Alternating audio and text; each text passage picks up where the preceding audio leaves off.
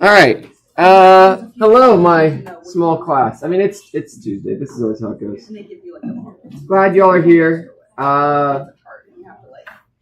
So a couple of housekeeping things. I posted the exam with the answers, just like the last one, in the Files tab. So if you go to Web Courses and you go to the Files tab, I didn't send out an announcement about it because, I don't know, maybe I'll send out one today. But it's the same kind of thing as last time where it's Files tab, Test 2, and I know there's a bunch of files in there. Files tab, Test 2. And there it is. Test A, student version answers. Wow. They're all here. Oh, I can also go over the question that a majority of people missed.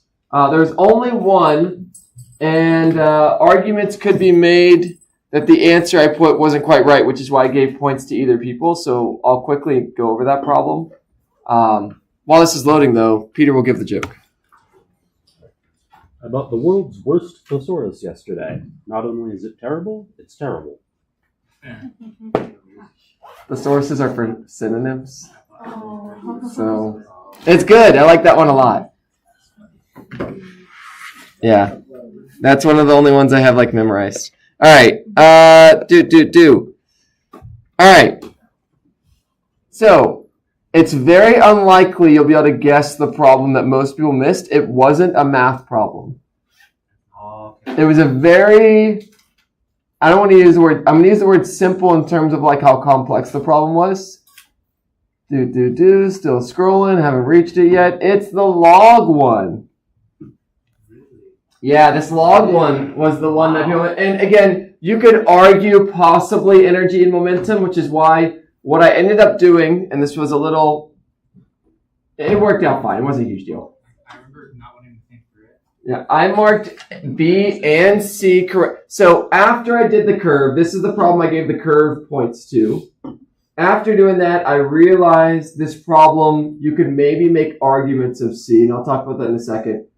So what I did is I went back in, I marked C as correct for people. So if you put C, I marked it as correct.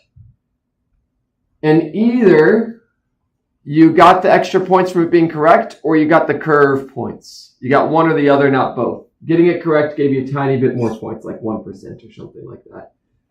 So if you noticed your grade went up by like 1% sometime after, that's because I made this change. So, yeah, this problem, what's up with it? Why was my answer, why was I aiming for just momentum? I was aiming for you just to consider the log, just the log. And what was conserved when we have a log that's sitting there, and then a log suddenly splits into two pieces. So momentum's like always conserved as long as there's no extra forces. So like that's the momentum is conserved. That's true of any system where there's no external. Well, I guess there's external forces that can act. So yeah, this problem just isn't worded fantastic. But that was the goal. It's really easy to prove that energy is not conserved when you think about the log. How much energy does the log have if it's at rest? 0. When it splits into the pieces, do those pieces have 0? No. 0 does not equal number. So that's the easy way to prove that it doesn't, the log at least, the energy is not conserved. It starts with 0 kinetic energy, and then after it splits, the pieces have kinetic energy. 0 doesn't equal a number. So, anywho, a better version of this problem would have been, I have a log, I explode the log. And it's crazy that you'd be like, how's that better? Then everything is self-contained. There's no thing outside the system affecting it. In that case, it would just be momentum is conserved. If you take a rock and you explode it, and you somehow tracked every single particle, the momentum of all those particles would equal 0 if the rock was stationary to begin with. It's one of those crazy, it sounds like a fake thing, but it's totally accurate. It's totally true. It's one of those crazy things about momentum, that momentum is conserved after that explosion. So, anyway, and that should be true here with the X and all that jazz. So, anywho, this problem was the only one. I will include some problem on the final about And either an elastic collision or an inelastic. If you have an elastic collision, both are conserved. I.e., if they bounce off each other. Two things bounce off each other, energy and momentum is conserved. If they stick together, or if they started together and they split, then only momentum is conserved. That's the punchline here. But otherwise, really, really, really, really proud of you all in this exam. You all did fantastic. I'm so happy with like the score and everything. This was literally the only problem that less than like 45% of people got right. Every other problem, at least roughly half of the people got right, which is a good sign to me. So, yeah. Dr. James? Yeah. When can we expect to see the free response in by? By this Thursday or Friday. Okay. Yeah, by this Thursday or Friday. I score some of the exams just to have a sense of how things are going, and it helps normal, whatever. I've scored some of them. They look really good, just like and my expectation is just like before, they're going to match the multiple choice. If you did well on one, you're going to do well on the other. The most common mistake I've seen is that when conservation momentum is done, people aren't splitting into X and Y. That's unlike either. If people have a sense of how to do the problem, the most common mistake I see is that, like, so there was the car going up and the car going to the right. You had to solve that twice, in the X direction and the Y direction. So if people made a mistake, that was the most common mistake, was forgetting to split things into X and Y. Energy, people were pretty solid on. So, cool. Any other comments, questions, concerns? So in because you're saying when it's like a separation, it's Mhm. inelastic, so it's only energy conserved. So say it'd be the same for And momentum.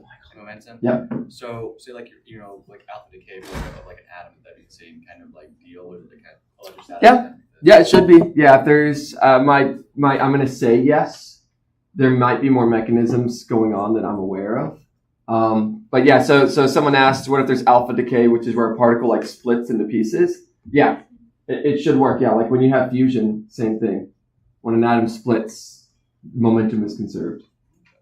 There's a reason physicists love to work in momentum. Like at some point, we don't even use velocity anymore. We just use momentum for everything, which is kind of funky. But it's for that reason. All right. Great. Okay, so last class. Let's do a quick recap. We finished up centripetal force, and I did a bunch of problems on that. And the big punchline there was that if things are going in a circle and there's forces involved, if you have an object going in a circle, you should like have a flag that pops up in your head and says, "This is the thing I can do." MA equals the sum of forces pointed inwards and outwards, where this A is V squared over R. And we did a few problems on this. We had the roller coaster loop, and we practiced this. MV squared on the top equaled Fn plus Fg, because they both point inward. On the bottom, MV squared equaled Fn minus Fg, because Fn points inward, Fg points outward. On the side, MV squared over R just equals Fn, because that's the only one that pointed inward. And then we did a problem on it, and we talked about this one where if it's, in this case, is a car going around a circle, friction is the only force pointed inwards.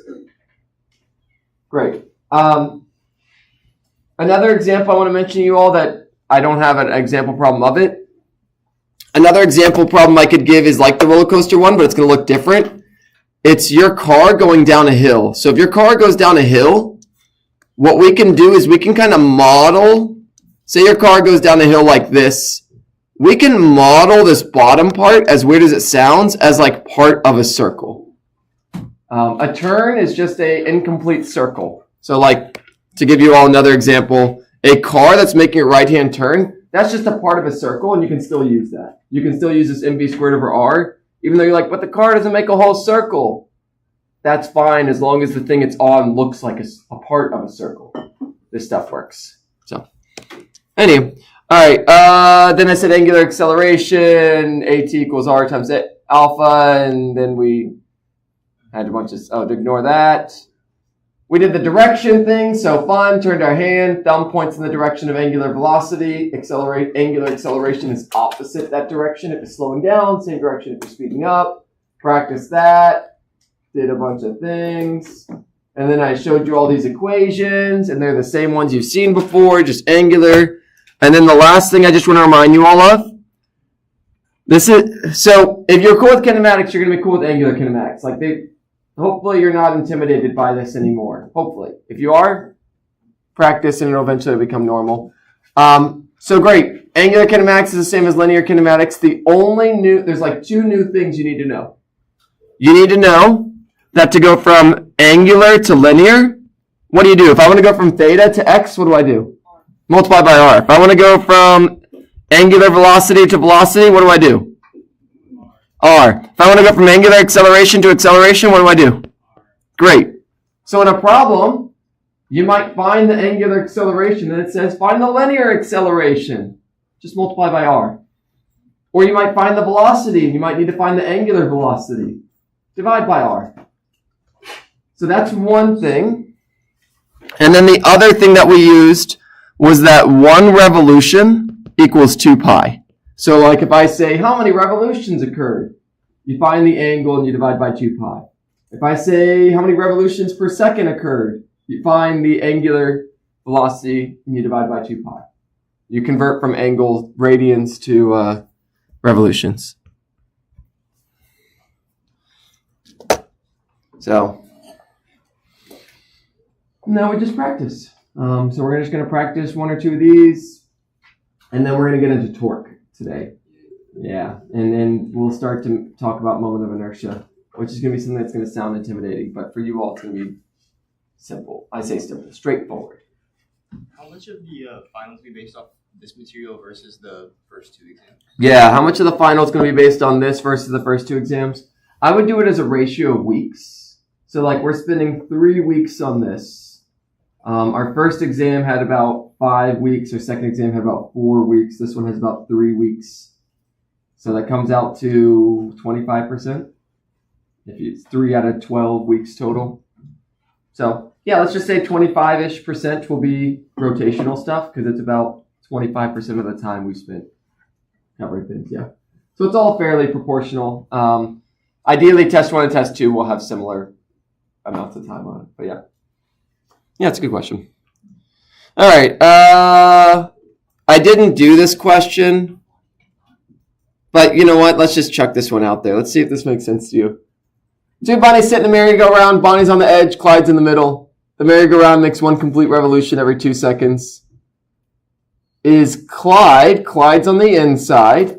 Is Clyde's angular velocity the same as Bonnie's, twice as large as Bonnie's, half as Bonnie's, or 4 times Bonnie's? Clyde is halfway to the middle. It says Clyde's in the middle. Clyde's halfway to the middle.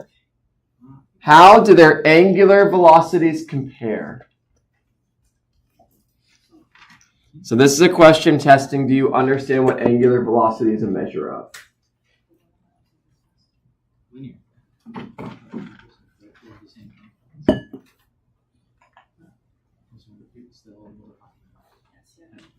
This one I'll walk around and check a little bit.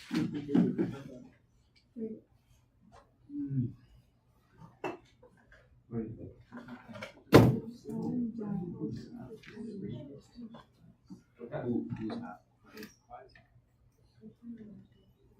W was. So they'll give you the direction of the velocity. Yeah, then my But that's a good practice. I mean, it's supposed to be the same exact. What is the direction? Oh, you want your fingers to curl in the direction it's rotating.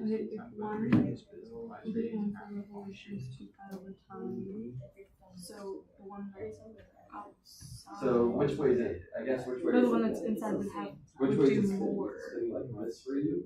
revolutions. Wait, Okay, it's spinning like. it's the same. Okay, perfect. Okay, so it's spinning like this. Yeah. Okay, good. Yeah. Oh, wait, so the then merry-go-round. So then upwards. So I think Clyde would have one. If we like, we're like that to above. It'd be like.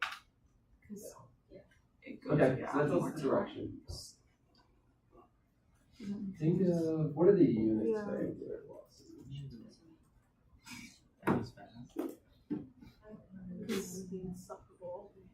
Technically, Clyde's So what's the making answer? more revolutions because it's Mm-hmm. closer. And how do we measure theta? What's our unit? Don't listen.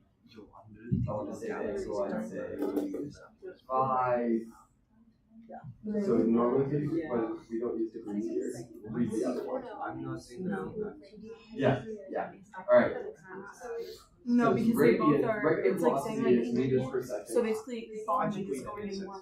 That's just like. It's how much you Clyde is work. halfway. So yeah, angular velocity instead of meters per second, it's radians per second. All right. What answer did you guys get? Let's say they make a full circle.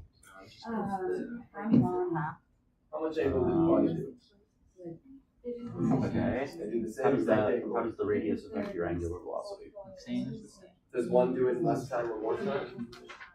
Would that not be equated? So how do their angular velocity? I knew that. That's the equation. Oh, say Half radius. say Clyde is moving. Yeah, so Clyde's like moving outwards or inwards doesn't matter. If Clyde does move So like that'd be like one one of the circles, then he's gonna go the 2 pi before the other person does. So they're both Why? going to So I would take never do second something crazy with that. angular, but then when you multiply by linear, he's going one's 1 meter radius, one's 2 meter. So since they both are the same amount. I have to. Yeah. They're both So going to the same like they rate, would have which angular one's velocities with this. closer. But they'd also have the angular velocity. And I would just add this, sorry. It would be like if you're on a bus and you're sitting, you're going as fast as the bus is. When you start I'm walking, just guessing. you're going as fast as the bus is. Plus the speed you're going. Yep, so if you walk in a circle, you know how fast you're going. All right. The key here, if you haven't, is the units. So I'm gonna give you all a hint. What are the units for angular velocity? So the symbol is W. But what's the units for it? So regular velocity, what are the units for regular velocity? Meters per second. Angular velocity, Radian. radians per second. Or second.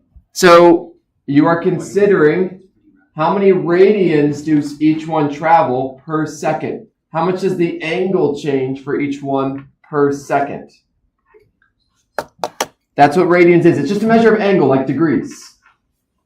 How does their angle change every second? Does Clyde's angle change more, less, or the same as Bonnie's every second? That's the key to thinking about this problem. I already have it to the same. Okay. Their tangent would be different. The thing is, they're like, oh, how does like say like a system right here, you're outside of the loop faster. So how does it stop it from destroying itself? Is there actually- Yeah, I mean, there's literally just molecular bonds. Like, so like if I swing the stick, it's the outside's moving faster than the inside. What's holding it all together? The wood's literally, fibers are literally holding each other together. If you spin something fast enough, it will The bonds no longer. literally, well, yeah, and there's videos of like tires. Yeah, if you spin it fast enough, the tire literally starts stretching and can come off. Yeah, or completely annihilate itself. You gotta get going crazy fast for that. Also, you know, you go fast enough where like What background is inside still. Yeah. There's again the drag racing videos. You can see videos of that where like the outside wheels have, like there's a stretching of the tire because the outside is like getting pulled and the inside's when it keeps spinning. if you're still on the So yeah. If you how look long at the does car it tires, take they got steel Bonnie wires. to go 2 pi radians? They have steel wires. How long does it take Clyde to go 2 pi radians? Like to keep them like from like Yeah, to keep from exploding. All right. So I'm gonna give you all like 10 more seconds. If you can see that through the tread, you really need new tires. All right. We'll close it out in 5, 4, 3, 2, 1. So again, this question is, do you understand what angular velocity is? So I like this problem conceptually. All right. I'm going to let Peter explain it because he just gave the exact same explanation I was going to give. So I was like, he could, yeah, great. So, yeah, your angular velocity is how many radians per second you're going. So, the disk is spinning at whatever angular velocity it's spinning at. So, in 2 seconds, Bonnie goes through an angle of 2 pi radians, and in 2 seconds, Clyde goes through an angle of 2 pi radians. So that's one complete revolution. So no matter how far out you are along the merry-go-round, that doesn't affect the angle. It'll affect your linear velocity, but it won't affect your angular velocity. That's still going to be pi.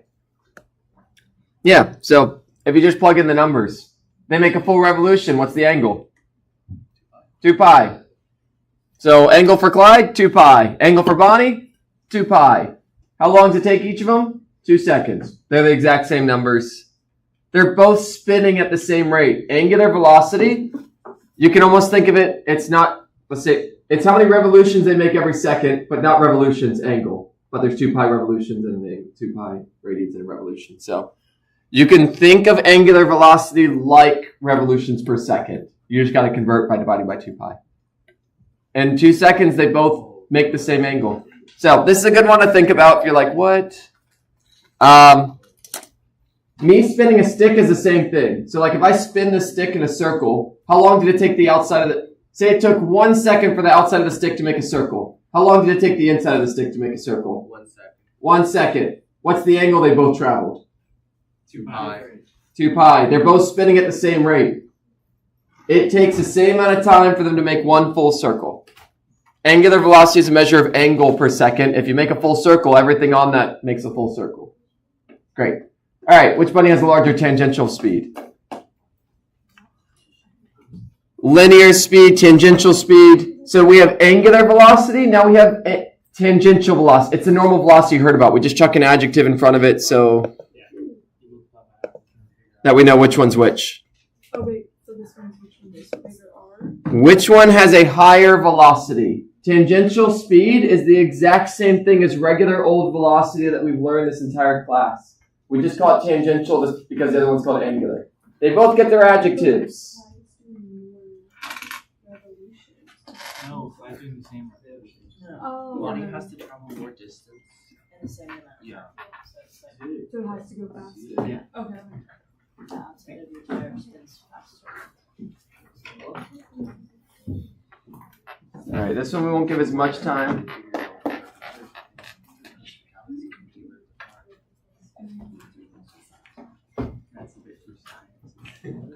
That's a good one. There is, yeah, all of them are spinning. And yeah, if you're spinning too fast, then you get ripped apart. Listen, I believe in the Albert Einstein theory. It's the action at a distance. Yeah, yep, that's yeah. So the last things we're going to cover is we're going to get to torque, conservation of energy with rotation, conservation of energy, and then conservation of angular momentum. Yeah, and conservation of angular momentum is just conservation of energy. When your arms are outwards, are they fast? Are they going faster, or are the tips of your fingers going faster or slower than the inside of you? They're going faster. When you bring them inwards, so you have to spin faster to make up for that, so that they go the same velocity. It's just conservation of momentum. Everything's got to stay the same velocity. How do you say the same velocity? You spin faster to account for your smaller radius. Yeah, so it's all stuff you're in. It's just a new context. Yeah, and that's the reason it's harder to spin things where the mass is farther out. They literally have to go fast. You got to get them to a higher velocity to make them spin at the same rate. So like say also like you say like you have like a disc and then like a ring. Which part is the ring? Yeah. Assuming they have the same mass. Yeah. Yeah. The same mass. Yep. Yep. Yep. Because you're literally getting more than mass to a faster speed. Wow. All right, we'll close this one out in 10, 9, 8, 7, 6, 5, 4, 3, 2, 1. Ka-chow. All right, I've got a meter stick. I swing the meter stick. How do we say the angular velocity compared to the meter stick? Everywhere on the stick? The angle's the same. Angular velocity is the same. What part of the meter stick do you not want to get hit by? Why? It's going fast. There you go. Now you know why it hurts to get hit by a big stick. It literally is going faster. Like, if you want to hurt someone, you hit them with the end of it because it's literally going faster. And that's, like, really easy to prove. If I, like, hit this on the desk and I just slowly move outwards, it gets louder. I'm not swinging it faster. It's all rotating at the same rate. This part's going faster. And that's a really important idea that the faster you the farther out you get, the faster you go. So Bonnie here is going faster. And we talked about this with the launching rockets and all that on Earth and things like that. This also explains why hurricanes spin. Hurricanes spin because the parts closer to the equator, the air is going faster. The parts that's farther up are going slower, so you get this like imbalance of speeds, and that results in it spinning. So, if you're on the southern hemisphere, hurricanes spin the other way because the equator's above them as opposed to below them. What happens if it like travels from the southern hemisphere? Yeah, that's a great question. It doesn't. Yeah, it sounds like The wind patterns will like. Yeah, that's a great question. Someone asked, what happens if it travels from the southern to the northern hemisphere? And I don't know, but Peter, I think, had a good point. It might just not happen because, like, it'd be fighting. I don't know. It's an interesting question. It might just not happen due to the equator has this band of Earth going really fast, and maybe, don't quote me on this, maybe that acts as almost like a barrier. Yeah. It And says it doesn't because of the Coriolis. Yeah. So, yes. Which is, yeah, the Coriolis effect, I assume, is that the atmosphere moves quicker at the equator. Huh? Doesn't it just turn back around? It'll just veer away from it, probably. Yeah. If you've noticed, most hurricanes go north. Like, they always end up going north because they're going away from the equator. Down south, I assume the same thing. All right, we didn't bother with that one because we said we're going to do this one. All right, so we started this problem. I only did, I think, parts A and B. So now we're just going to do the rest. Quick stop. A car decelerates at 7 meters per second. First question was, what is the angular acceleration? Super easy. We have acceleration. We have radius. Just divide. If you want to go from regular acceleration to angular, you divide by r. If you go from angular to regular, you multiply by r. So easy. Part A, super, super easy.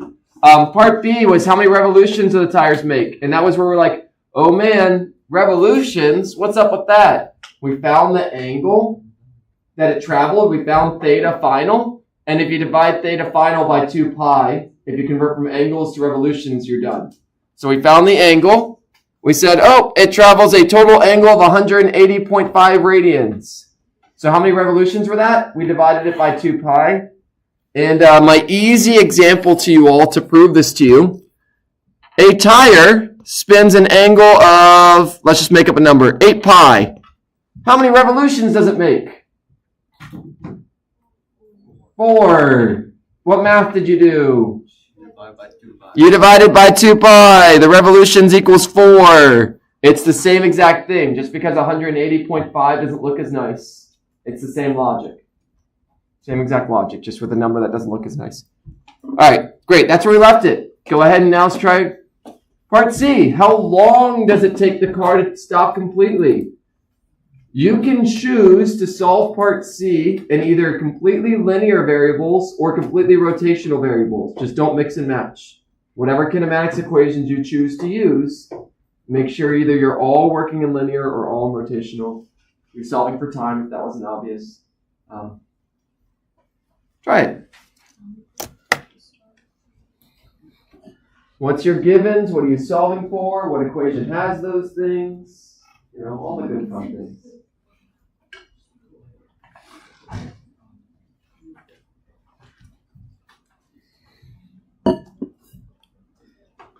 And then if you get that, you can solve for D. Oh, actually, D is so easy if you realize something.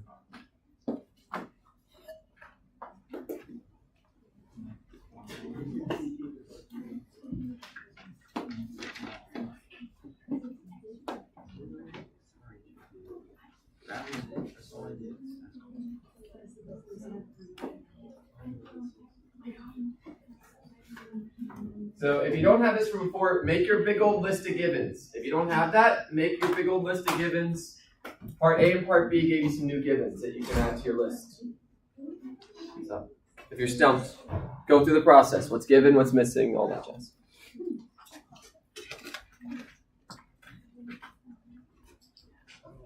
Nice. Easy, right? I was like, it's just kinematics. And you know, imagine if I had told you at the beginning of the semester kinematics was easy. Yeah, it was so intimidating back then. It was just a lot. It was, yes, 100%, 100%. And that's one of the satisfying things of reaching the end of the course, is looking back at the beginning and saying, The things I thought were terrible, and it's just you learn. It's like anything in life. Walking is really complicated if you're a baby, if you haven't done it before. But eventually it becomes normal. Well, you know. How we doing? Am I right or am I right? So what's our big old list of gifts?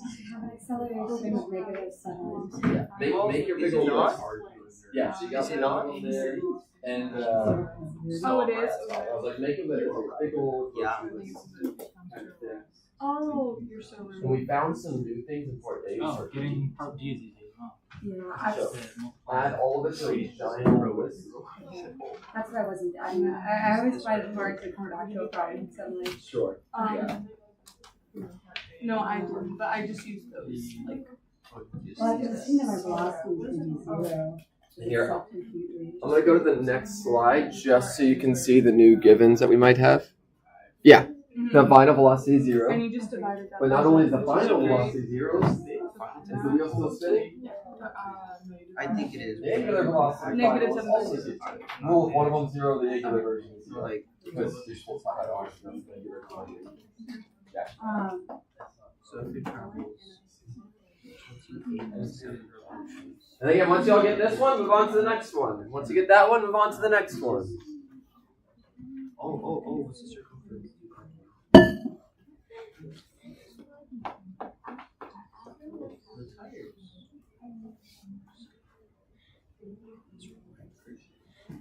So I went to the slide just in case you missed any of the givens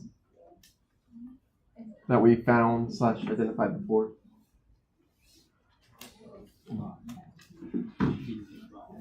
You all choose the right equation. Did you all And I do got the yours? number, so. Nice. I think so. Nice. I mean, if you got the answer, you did it right. They're all easy. Part D. Every single one. Have you done part D yet? Part D is you can do a kinematics equation. I'm doing that, but yeah, I was looking at, like, I think you can do by multiplying, like, changing the. Do you know the change in angle? Every single one of them is just multiplying. How much the angle or angular changes over this thing?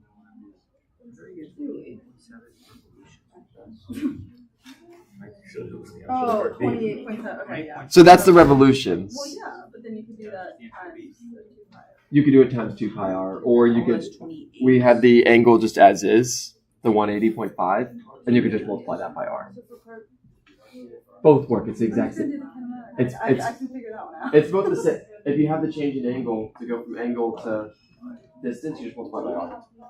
Or you can take the revolutions and multiply by 2 pi r. Yeah.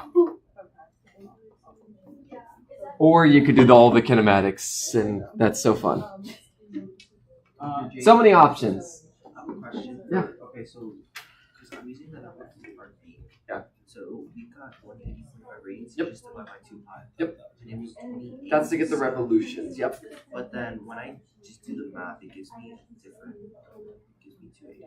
And it's like, damn. Sorry. Damn. So you have to be really careful when you put this in your calculator. Your calculator read this as 180.5 divided by 2 times pi. Yeah, it doesn't know to, Wow. unless you put parentheses around it. Unless you put parentheses around it. Yeah, it's a classic.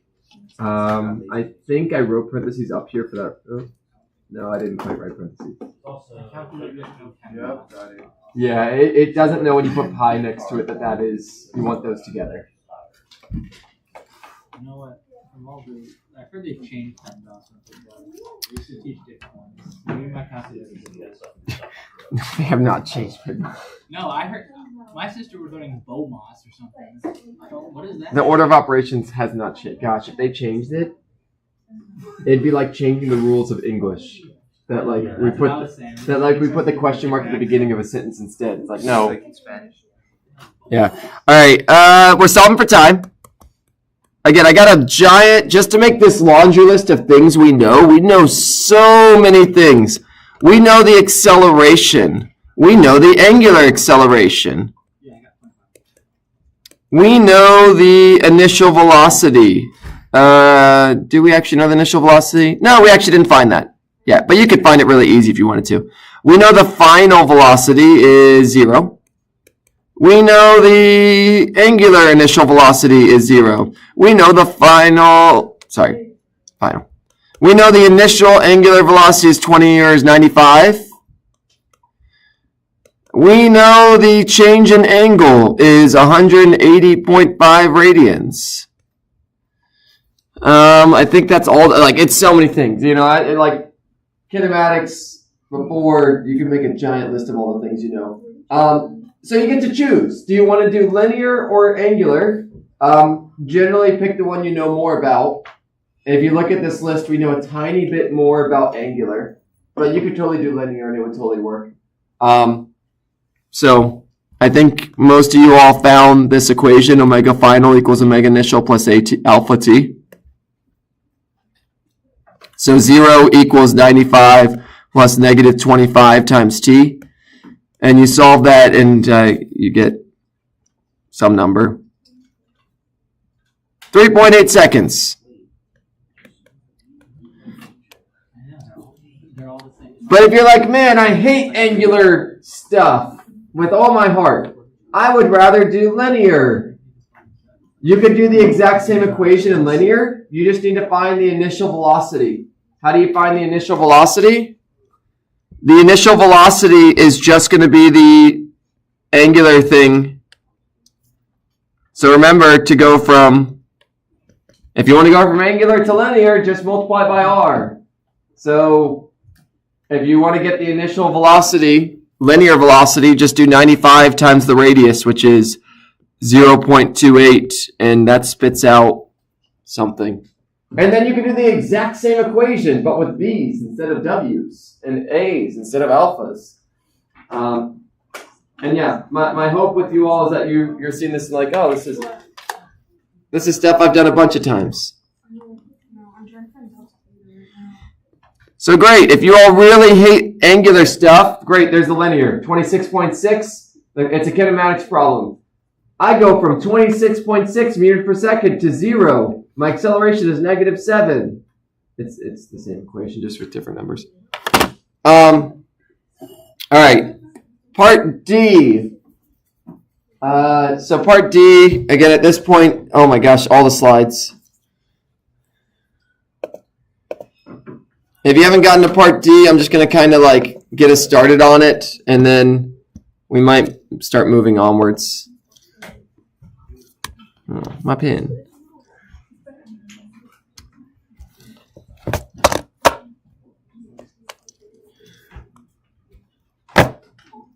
Oh, my pen's not working. All right, part D, we'll just jump back to it while I continue to fiddle with my pen. Says, how long does it, nope, I did that. What distance does the car travel? What are we solving for? If it says, what distance does the car travel? Linear. X. Distance is going to be X. If I said what angle, that's where you get the theta from. So,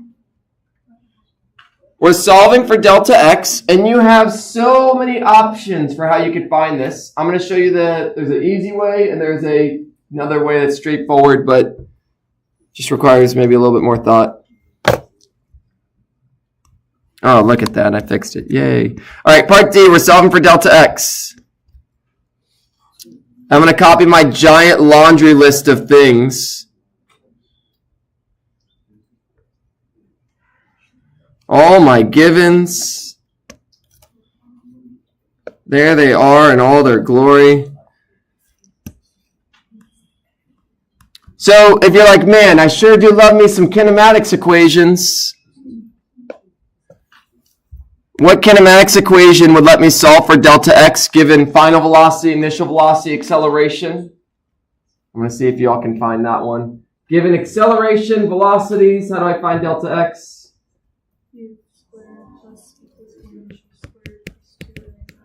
Yeah, VF squared equals V naught squared plus 2A delta x. It's just a kinematics problem. You could do that.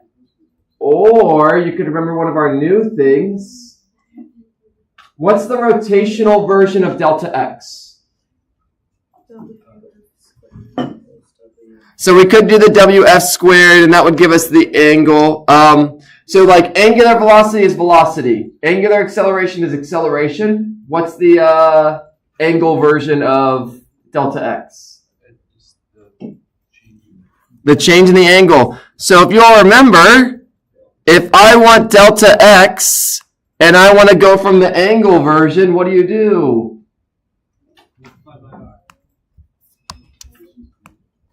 You all have the change in angle. Just multiply by r and it tells you how far you went. 180.5 times the radius, which is 0.28. Both of these give you the exact same answer. Pick your poison. Yeah. Pick your really enjoyable drink. That way we make physics not sound as miserable. But yeah, both of these totally work.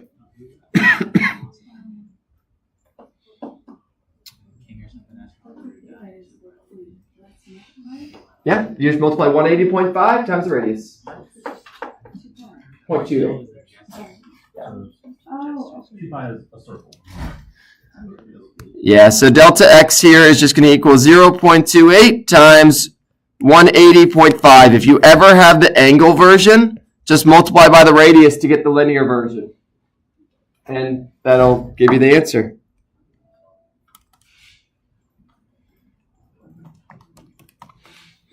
$50.54. Boom. So easy. Or again, you could do vf squared equals b naught squared plus 2ax. Still totally works as well. Gets you the exact same answer.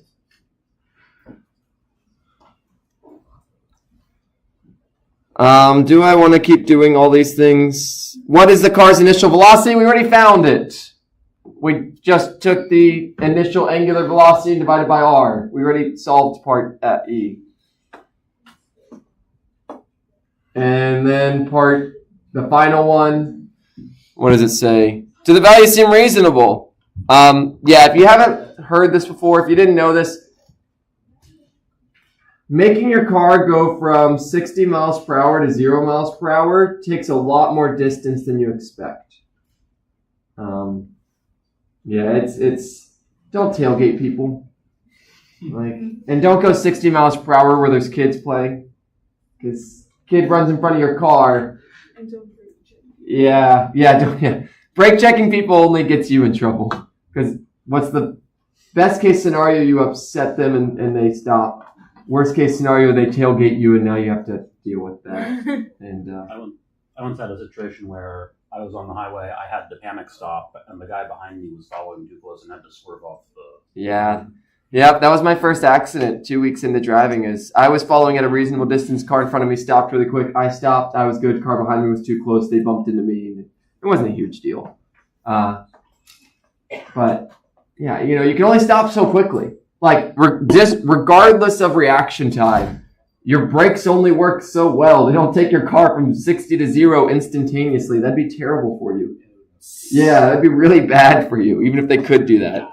Yeah, the acceleration experience there would it wouldn't be good. So, anywho, this is like the classic physics thing.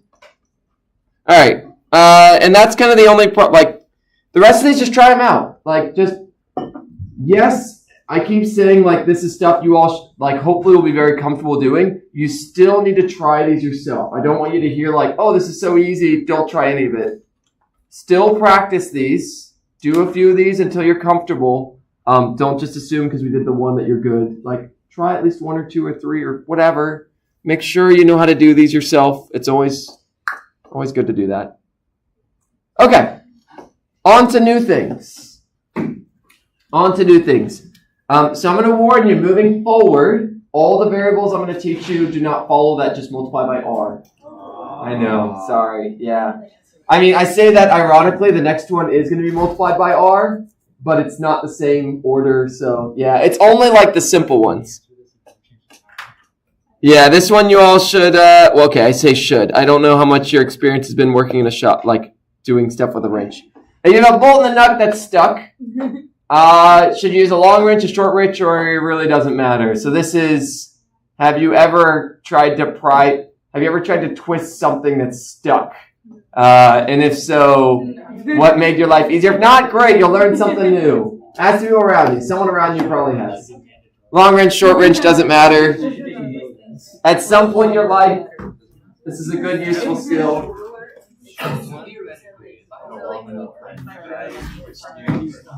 You never use a wrench. There's literally a guy that like the whole what do they call these? Levers. If I had a lever long enough, I could lift the world. Is literally a saying by someone that the guy that like discovered Is this. that And kind of it follows. hold up? You get the idea, isn't it? Compared to that. Yeah, but it's the same exact I know what you're There's more force this on is a it shorter there. distance, but you multiply the force because it's the same amount of work. So like, what's like the like, not to be so short like that. How did you like sense the world? Why is it Hell long. It is. I don't know how much they knew back then. So nowadays, the thing they do is when you're pushing this down, you're applying a force over some distance. That's work. You use long. Why would you use a The shorter work wrench? done here is going to Okay, be you guys work don't know done what you're here. talking about. The distance is smaller, so the force is bigger. That's not how So it's just work equals work, You use a and so it's a long wrench. ratio. Yeah. But they just you can measure this. You can literally build a thing, put something heavy on it, see the force required, you move your fulcrum, see the force required. So this is observed experimentally. That's why they have brakes. I mean, that's where all energy stuff comes from. You stick your pipe experiments. over your wrench. All physics is based on observing reality, and it's just how, why is energy conserved? Because it is. Okay. Like, yeah. Because that's what the universe works. Alright. Like I get it if you don't, but It just works. I need a meeting. Alright, 10 more seconds. Again, this is just a hey, what have you experienced in life? Anyone who answers short, I'm popping your tires and they have to figure it out. really, Yeah, this is, at some point, learning to use a power drill, learning to use all this stuff.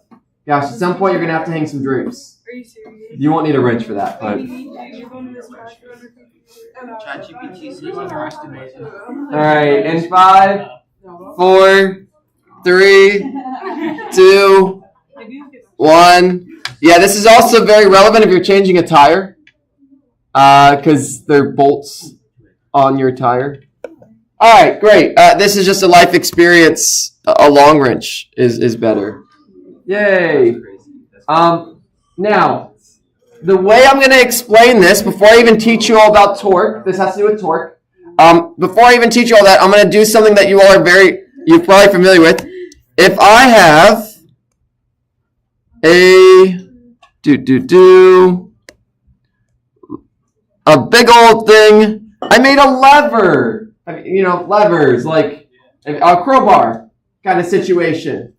If you've ever, I don't forget who said this, but the guy that discovered this stuff with levers, if you have a really long lever, you can lift things that are really, really heavy. This is something you can play around with. I forget the guy who said this. The guy that, Archimedes. He said the statement, if I had a lever long enough, I could lift the world. And it's like,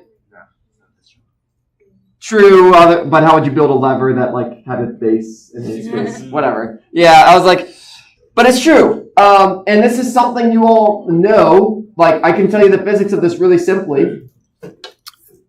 If I want this side to go up, what do I do to the other side? Push down. What's the name for a push? Force. A force. Great. All right. Behold my lever. If I push this thing down, the distance is from here to here, right? Big old distance. So here, I'm going to take my picture and be really lazy. Oh, it didn't work. This is fine. All right, super, super lazy through the power of Control V and then pasting as a picture. Behold my lever that I can now rotate. Oh, this is going to be terrible. Wow. All right, great. If you all push this lever down, erase. Don't erase, that's fine. The distance I travel is this. That's my distance. Do you all remember something that had to do with force and distance? There was something that if you did force and you distance and you multiplied them together, it gave you this. Isn't it work? It was work. You all remember work equals force times distance times cosine theta? Great. You do some work. You do some work on the left side. On the right side, is it going to move as much? No. On this side, it's only going to move this much. So for a smaller distance, the work I do on the left equals the work I do on the right. Why? Conservation of energy. Energy is conserved. So, if I have a small force times a big distance, the other side is a small distance times a big force. Now you learn how levers work. It's conservation of energy. Also have the thing with pistons and hydraulics works. Yeah, it's the same as pistons hydraulics. It's not free energy. You're just sacrificing distance for more force. And this is useful. I don't need to lift a car that high. Like if you need to get under a car, you only need to lift it a little bit. I'm okay doing a jack a bunch of times because I can't lift that car myself. But I'm willing to do less force over a longer distance. Humans are really good at doing repetitive tasks for a long period of time. There's the whole humans can run farther than any animal. We have really good endurance and all that stuff. We're built for it. So anywho, we design things that work under that principle. All right, great. So all that to say, you understand this idea, kind of, sort of, maybe not. Our fancy new physics term is torque. Torque is so we're going to see what the benefit of torque is, but torque is a measure of force that can cause an object to rotate about an axis. Torque is like force, but for rotating things. Don't worry about the cross product. In fact, I'm going to get rid of that cross product because you're going to be like, what? Don't worry about it. Yeah.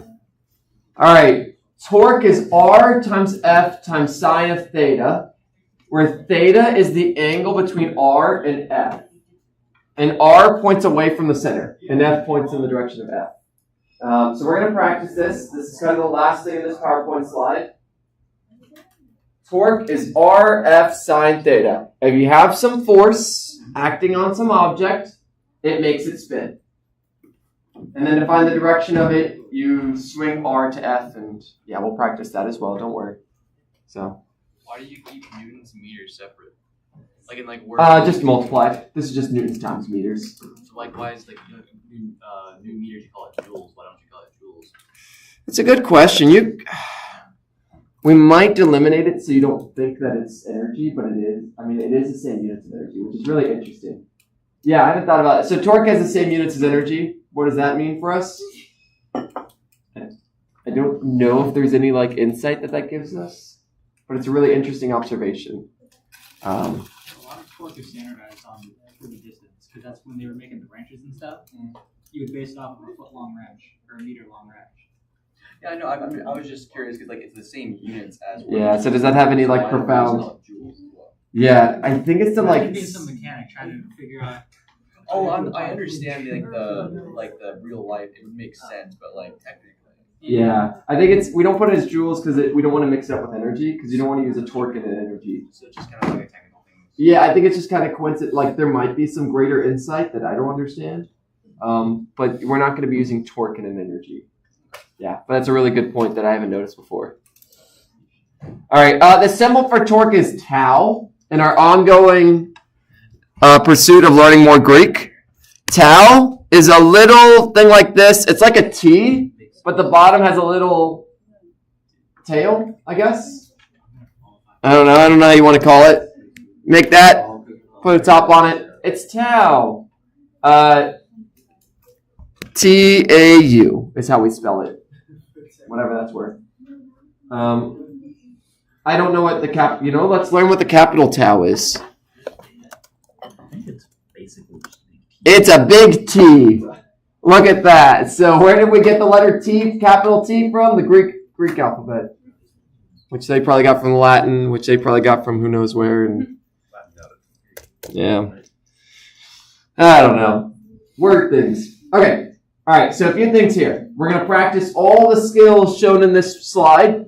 The equation is RF sine theta. R points away from the center to wherever the force is. So if my force was over here, say I had a force going this way, R would point away from the center, and I'm going to exaggerate R.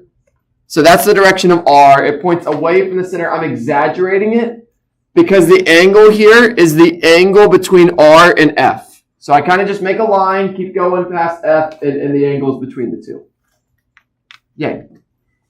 Just like when we did work, the angle is between the two variables. Torque, the angle is the one between the two variables. All right.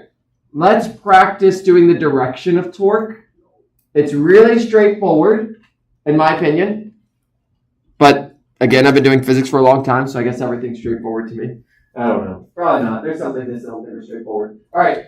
Take your fingers. Point in the direction of R.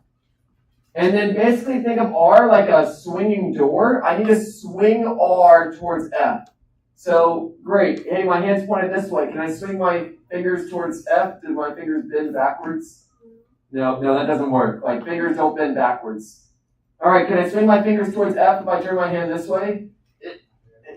No, I can't. I can't swing my finger. Like, I'm trying to swing my fingers like we did before.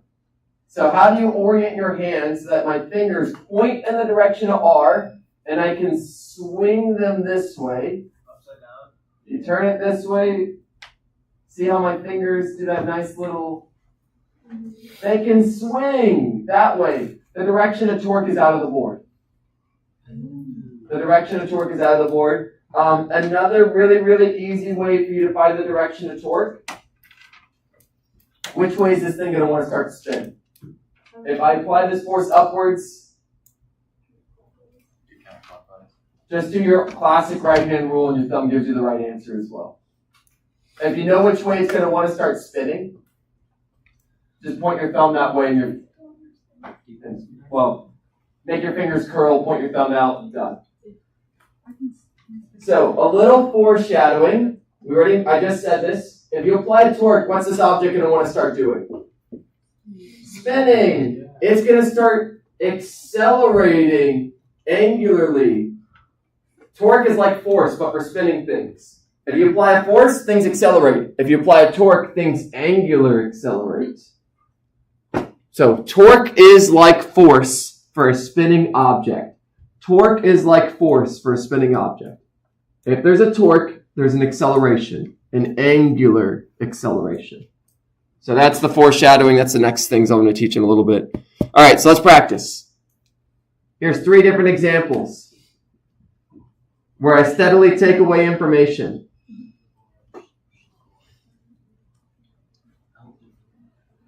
Yeah, pro tip, the only possible answers are into the board or out of the board. So, 2 ways. Point your fingers towards R and make them swing towards F. Or just figure out which way it's going to start accelerating. Which way is it going to start accelerating? Curl your fingers that way and your thumb gives you the right direction. Both ways work. Either way, your thumb's giving you the direction. So I'll give you all like 20 odd seconds. Try these out. So, as the direction of force will help us figure out like the direction of torque, and force is just the direction of acceleration. So we go back to it. So like it could be accelerate. It could be like velocity going the other way. Yeah. Angular acceleration does not tell you which way I'm spinning. Okay. It tells you which way I'm accelerating. It tells you the change. So yeah, for example, the first one, if I was spinning from your perspective. The first one, if I was spinning counterclockwise, I would get faster, but I could slower and slower. Yeah. Yep. And both are acceptable depending on the situation. All right. Great. Which way is this thing going to angular accelerate? Clockwise or counterclockwise? If you all apply a force like this thing's going to want to accelerate this way. It's going to want to accelerate that way. It's going to want to accelerate counterclockwise. Make your fingers go counterclockwise. Which way does your thumb point? Outward. The angular acceleration, so the torque here is outwards, and I want to see if y'all remember, is that a dot or an X? Remember the arrow analogy? Remember that literally shooting an arrow, which of these is outwards? Is it the dot or the X? What are you going to see if an arrow is coming out of the board? The feathers or the tip? the tip. So the answer is going to be out. And the angular acceleration we're going to learn is the same direction. This does not tell you which way we're spinning. In fact, I'm going to specifically put that here. What's the direction of the angular velocity? Who knows? Impossible. Not enough information. Just because you're accelerating doesn't mean you're moving in that direction. Just because you're accelerating doesn't mean you're moving in that direction. Easy example. Acceleration is to the left. Which way is the object moving? Object could be moving to the left and getting faster backwards. Or it could be moving to the right and slowing down. Just because you're accelerating doesn't tell you which way you're moving. All right, next one. Let's do the R cross F thing. So let's make R bigger. Take the R, swing it towards the F. If you take the R and you make it so your fingers can swing towards the F. So I have to go up to the board for this. Take my R. My fingers can't swing sideways. My fingers can't swing backwards. Oh look, now they swing. Again, I like to think of it literally like R is like a door that I'm like swinging towards F. So I make my fingers act like a door that's swinging. That just helps me. And it's into the board. The next one's into the board because it's going to angular accelerate that way. So this one, the torque is into board. The angular acceleration is the exact same direction, always. These always line up. This last one, if you haven't tried it, draw the last one and draw the direction of R. It's important that you can draw the direction of R. Just a good skill. So I'll give you all a few seconds if you haven't drawn it already. I drew F. I want you to practice drawing R.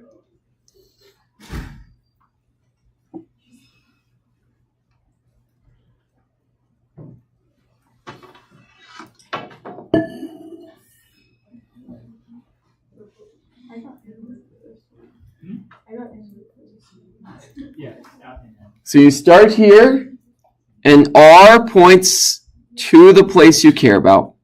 There's R. It points away from the center. So again, you do the either the swinging door, or you say, oh, it's going to angular accelerate clockwise. Both get you the exact same answer.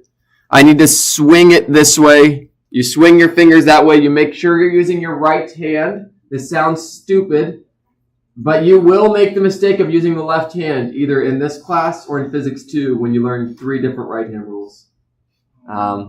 Yeah. The good news is one of them does use the same technique of like curling your fingers. One of them does. The other ones are different. Yeah. Fun things to look forward to, right? And this one is also going to get into the board. As we can see here, it's going to want to swing. All right, so right now we're just practicing direction. Let's see if anything I just said made any sense. All right, what's the direction of torque in the following picture? This is my way of checking.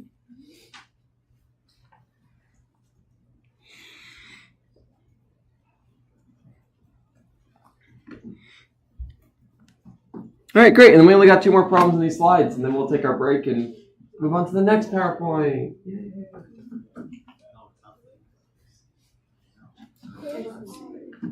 So that's we're going to draw R. So remember, R starts in the middle, and then draw an arrow that goes from there to the force. And just go past. Yep, perfect. And keep going. There's R. So R is from the center to where the force is. So R is down, yep, and you need to swing your fingers from R to F. So how do you make your fingers? So make sure your fingers are down. R is down. And then, so you need your feet down. Yep. And then you need your fingers to swing which way? So once you have it down, remember you can rotate your hands. And you need to rotate, you want your fingers to go straight away. There you go.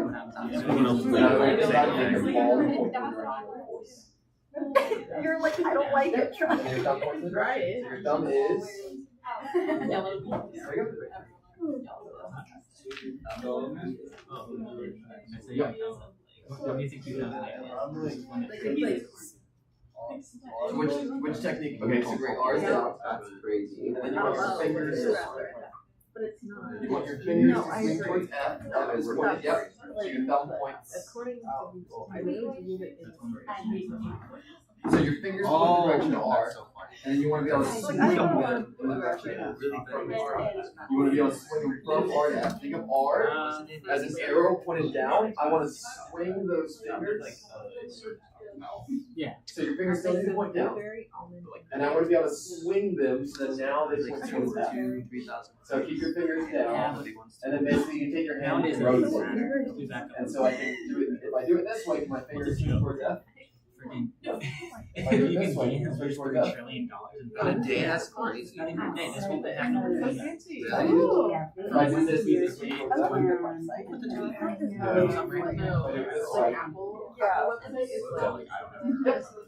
Yeah. Which way? Yeah, you're kind of. That's down. That's fine. Yeah, so just remember, once you get your finger there, don't do any of this. You can retake it with your arm. You can just twist your arm so that your arm still points downwards. And yeah, I like that. okay. I've had this. Gotta I go. want to mention Alright, now go. don't forget to look at. Yeah, So which way does, okay, so which way did you all do? Did you do the R, or did you say which way is it going to rotate? This one. Or is it- Yeah, Yeah, great. Great. So we already had 2008. And then I just. That's the one. They are that. See, just bring a Lego. Look, if you bring a Lego hand on the test, That's what we said. We're gonna bring it they don't have thumbs. We just don't know. Yeah, but like. I just wanted. They're missing thumbs. So, Okay. Look, it's fine. If you bring a Lego hand in on the test with a thumb attached right here, you can just bring it. Totally fine with that. Totally fine with that. It'll look really weird seeing Lego hand in the thumb. But I'm fine with that. Okay. I'm fine with that. You said to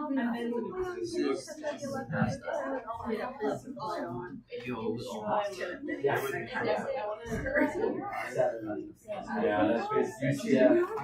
just the red color. I feel bad for me. Especially when you said Yeah, shameful. yeah, I've got a question about that. Yeah, all the physics class tests are done the same way. For me, that's like Yep, the last lab is automatically dropped. Yep, the lowest scored lab is automatically dropped if the last lab is the lowest scored lab. Yeah. If you've done all the others, then. All right. So again, two ways to do this. We'll just close it out. I think everyone's answered it. You draw R. Just good practice. Remember, that's the angle. Great.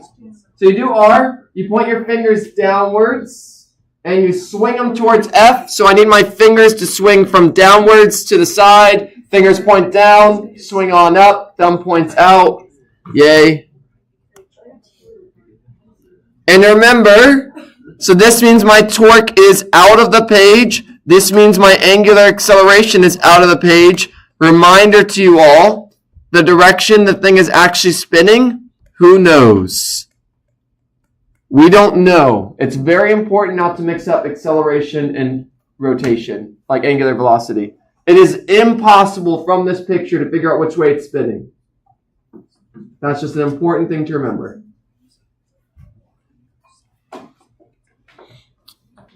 Okay, is this thing, we're going to ignore this cross product. Oh. Yeah, so we're going to talk about this whole this sine theta thing. And then we'll do a quick problem on it, and then we'll do a math problem on it. Ignore, this slide is too complicated for my taste. So I'm going to steal this picture. I'm going to make my own. This as I do. What's up with the sine theta? What's up with that? So reminder to you all that tau equals FR sine theta, like that's in the this is the equation. Okay, let's unpack this. All right, I got a wheel. So I'm going to give you all two examples of a wheel. There's my F. Is that wheel going to spin?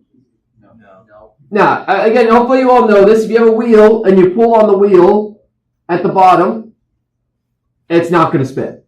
That should hopefully not be surprising to you all. Great. Let's go ahead and test something. In the following picture, so the one right here,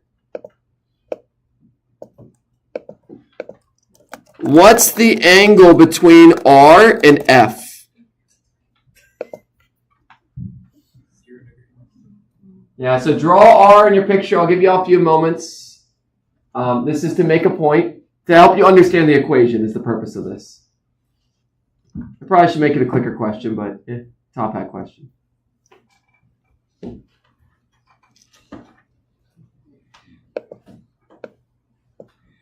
All right, so which way does R point? Down. Down. What's the angle between these two things? 0. Follow-up question, what's sine of 0? 1. Chuck it in your calculator.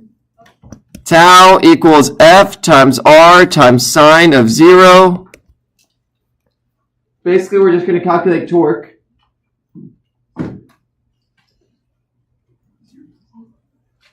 You all plugged sine of 0 in your calculator, you get 0. All right, what's the significance here? Remember, I told you all if there's a torque, you're going to angular accelerate. If there's no torque, am I going to rotate? Yeah. It matches your expectations. If you pull downwards, there's no torque. If there's no torque, it doesn't rotate. It doesn't angular accelerate. It matches expectations. How would you all put? If you wanted this thing to rotate as much as possible, which way would you direct F? Outward. To the right. If I direct it to the right instead, so I'm going to take my beautiful picture here. If I instead make this, there we go. Oh my goodness, one of these days. Click, click, drag. Great. If I take this exact picture and I repeat the process, but I instead if I say I want to make it the biggest, take my F, do it this way. In the following picture, what's the angle between R and F? Same exact situation, just the force is now in a different spot. So draw R.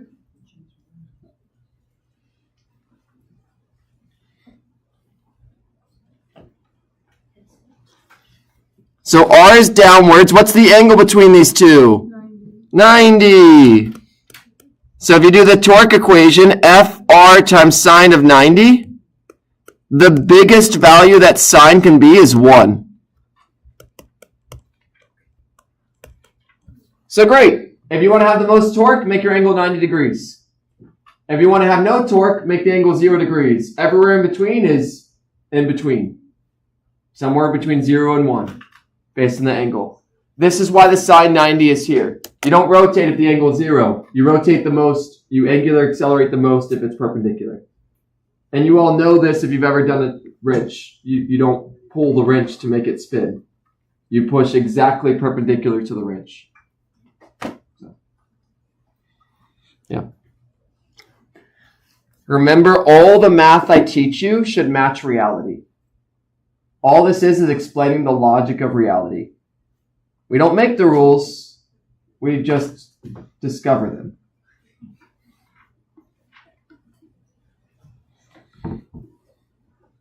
So, if at any point any physics does not match reality, then it's bad physics. Or our measurements are bad. That's always the trick. Is it my experiment or is it the theory that's wrong? How do you figure that out? A lot more experiments. It's a good time, right? That's why research is so painful. I mean, enjoyable, so fun.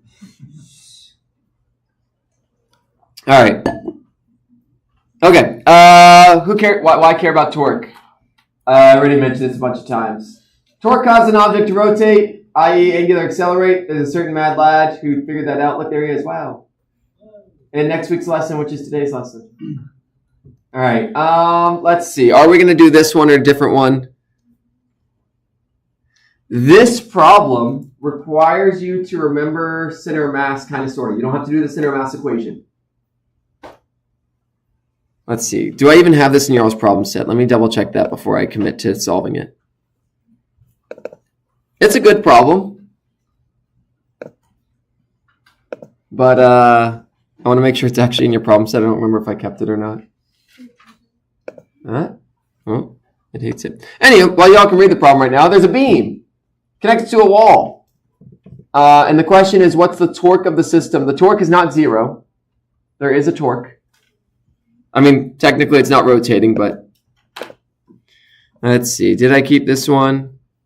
The support's not strong enough, it's going to rotate. Yeah, if the support's not strong enough, the support is also applying a torque, which is why ideally this doesn't fall. Okay, so yeah, we're going to do this one. It's not bad. There's just one little trick that you need to know. Horizontal beam of length 3 meters and mass 2 kilograms has a mass of 1 kilogram and width of 0.2 meters sitting at the end of the beam. The question is, what is the torque? So I'm going to get us kick-started on this. What are we solving for? We're solving for torque. There is literally only one equation I've given you for torque. If there's only one equation for it, we're going to use that equation. So, what's the equation for torque? FR sine theta. So what variables do you think we're going to need to solve this problem? Force, R, and sine, and theta. Like, again, it all develops really nicely. So the next thing I'm going to ask you all, and this is where I'm going to cut you all loose to try this. What force is there? Gravity. Yeah, why is this thing wanting to rotate? There's gravity. My next question to you, and this is the one you're going to want to draw in the picture, if I have that big old beam, and I wanted to collapse it to a single dot, pretend like that beam was a single dot.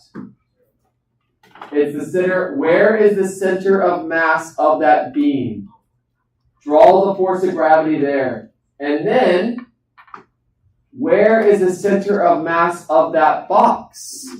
Draw the force of gravity there, and then try it out. The torque's just going to be there's two torques here. They're going to both be in the same direction. So right now, draw the directions of force of gravity. Draw them on your picture. Where am I going to draw these arrows? I got two objects, so you better have two arrows, because each one gets its own force.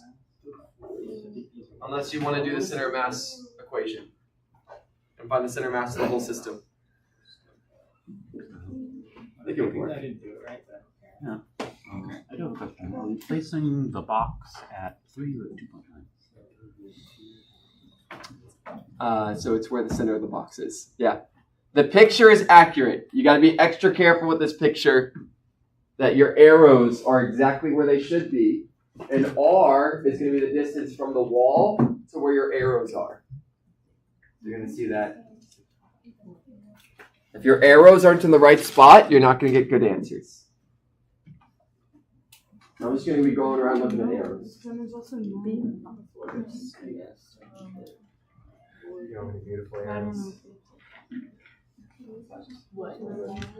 do y'all think they should? Oh, you got an arrow. You said Well, something you about got arrows. What do you mean, no? Yeah, arrows. Great. So yeah, where's the center of the beam? At the center of the beam. Where's the center of the box? Center of the box. So then my next question is going to be, what's R? So what's the distance from the wall to that arrow? And then what's the distance from the wall to the other arrow? So go ahead and jot them down. Once you have the arrows, tell me the distance from the wall to those arrows. That's the next thing you need to add to your picture. What do we need to solve torque, force, and R?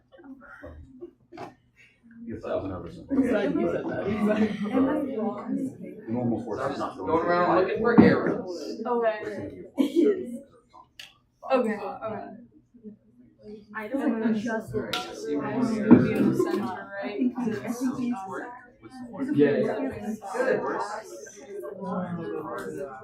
So the support, the wall, we're not worried about, but That's the what beam the first itself Yeah. does have air spots. So where's the force of gravity? Okay, so. You could. So there would be a force over here. Where's the force of gravity? So if you had just this one, Yeah. Okay. because it's where the center of the object is, we can just say gravity acts there. Okay. That was one of our benefits of center of mass. We can take some Yeah. really complex object, squish it to its center of mass. Yeah. and then gravity is- Yeah, I think we do that. Very happy, right? Yep. And center of the other. You have two objects, each with their own center of mass. No, it's 1.5. Yeah, once the R, this distance from the wall to that one, this is the gravity. I'll pick your closer. So distance from wall to here, that's gonna be I meant- R1. You're right. I meant with the Yeah, what and you what were are saying those before, values? like putting it over there. Oh. Not center of mass. Oh, I see. And that's how you find that exact. All right, where's the center of mass of the beam? Of the wooden beam? I don't even know if it's pointed. It could be. Is it over here? Is that good?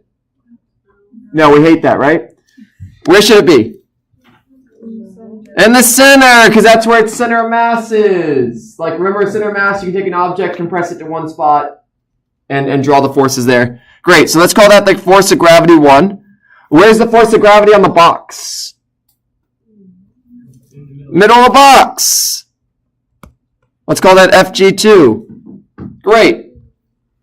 Now, to find torque, we can find FG1 and FG2. That should be super easy for us. M times G. Like, super easy, hopefully. If not, that's fine. Review all that stuff. All right, we need R. We need the distance from the wall to FG1. So if I just draw that here, there's R1. What's the value of R1 going to be? 1.5. It's half the beam. If I draw R2, what's the distance of R2? 2.9. And this is where you got to be careful. If you put R2 as 3 meters, you're saying that the gravity is all the way at the end. It's not. R2 is 3 meters minus, it's the distance from the wall to the middle of that object. It's really subtle, but if that box was really big, if that box had a lot of mass, it would affect your answer a lot. So, just one of those little things to be careful of. So the purpose of this problem is to learn how to do torque and also to learn the distance is from the distance from where it's going to rotate to the force, wherever that force might be. All right, the rest of this is hopefully very straightforward. If you all want net torque, if you all want net force, what do you do with your forces? You add them together. Guess how we're going to find net torque? Yeah, now we do have to do something very careful. What's the direction of the torque due to object 1? Into the board or out of the board? Into the board? Let's call that positive. What's the direction of torque 2? Into the board or out of the board? So they are the same direction, so they add together. What if they were opposite directions? One would be subtract. Makes sense, right? Force is opposite direction. Might cancel out. So find them. Go ahead, chuck last question. What's the angle between R and F in both cases? 90. Yeah, this one, remember if we made R a little bigger, this angle is 90. If we made R a little bigger, 90. They're both 90. Sine of 90 is 1. All right, figure out the answer. I'll chuck the answer up here so you can check your work. 57.82. Oh, it's so big. 57.82 newtons.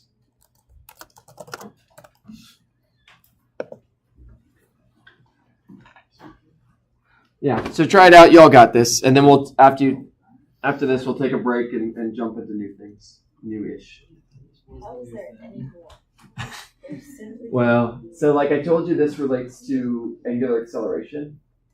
So like I need to give you the F equals ma, but for this, it's torque equals I Oh, that's alpha. the easy one. Yeah. We should have led with that. It won't be too bad. Well, I had to teach, yeah. It could go either way, I guess. I have to teach you all what I is. That's like the last, in my opinion, tricky thing. And it's not super tricky. Though. I like capital I. capital I. Yeah. Oh, I never. But look, the fact you remembered I hat and J. Look at all this learning that happened.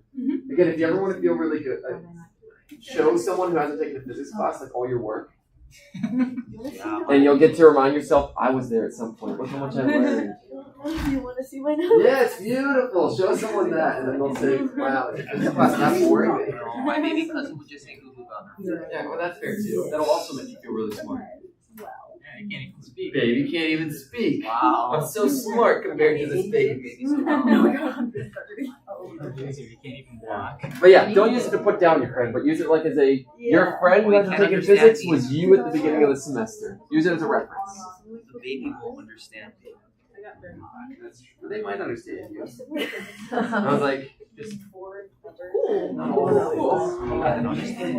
like to think that my 10-month-old knows who I am.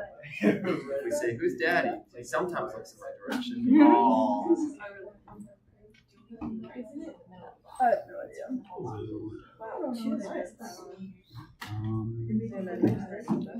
Doesn't change anything. Because I got like 100. Oh, if you did the lab, roll though. Have y'all gotten any grades? No, but it's like we're nervous because last time was like I think we struggled more than like. Did you have someone check off before you left? You got all the points. Yeah. That's the rule of thumb. Is if we check off these stuff, Order of operations. we just write down your name and then he just goes through. Yeah. Yeah, it's one of the ways of making our grades more efficient. Oh. We grade very fast. Yeah. So anyway, they should be done for this. Oh, then that's fine. Yeah. Peter has to kind of We do just want to that. make sure we're like really good. If we like get yeah, no, No, yeah. They were asking the lab grades to be in but it's only because I just know. Lab reports should happen in a second. those. Yeah, they kind of have to because I have to reset the lab Alright, group. so I'm gonna do a solar survey. Not trying to rush you. I might not be doing it just for this class. Oh, yay. Our lab. No, it's like the soda thing for my psych class. Oh. That's gonna be over something. I've taken studies. I use that as credit. Yeah, no, I'm like Irish. Maybe not. I think they're done through soda. I just wasn't in the psych class. It paid me. Yeah. I have documentation on Sona. And then my other friends, they turn in like 2 lines. I'm curious, you would very much treat What do you think about this question? Like to write the question text. Because the reality is grading is time intensive. I ran into my old lab CA, and what he said was the way that he did it is he did 2 points for trying and then points for each guy, right? And I realized that when we were going through when I was teaching my old lab videos before the final, and I was like, "This is Andrew, that's not right." And he was like, "Yeah, you get 9 out of 10. I don't like to fail something." Yeah, and that's making it sense. I just didn't know that was the case. Me and someone else are in charge of doing all the labs, so like, It was like yeah, we have this balance. So April Fool's. yeah. Is that supposed to be a really All right. Well, gosh, what time is it? We'll resume at like 9:36. I'm assuming most people have. If you haven't finished this and you need help, just call us over. But we're just rolling this in. I'll write out the things. I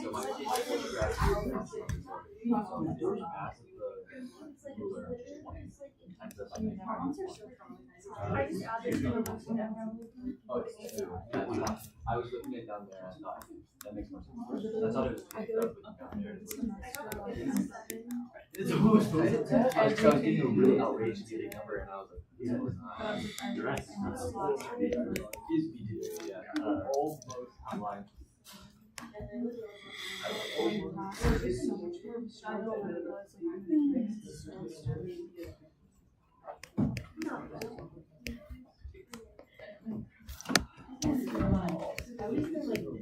Yeah, but I find it's like the most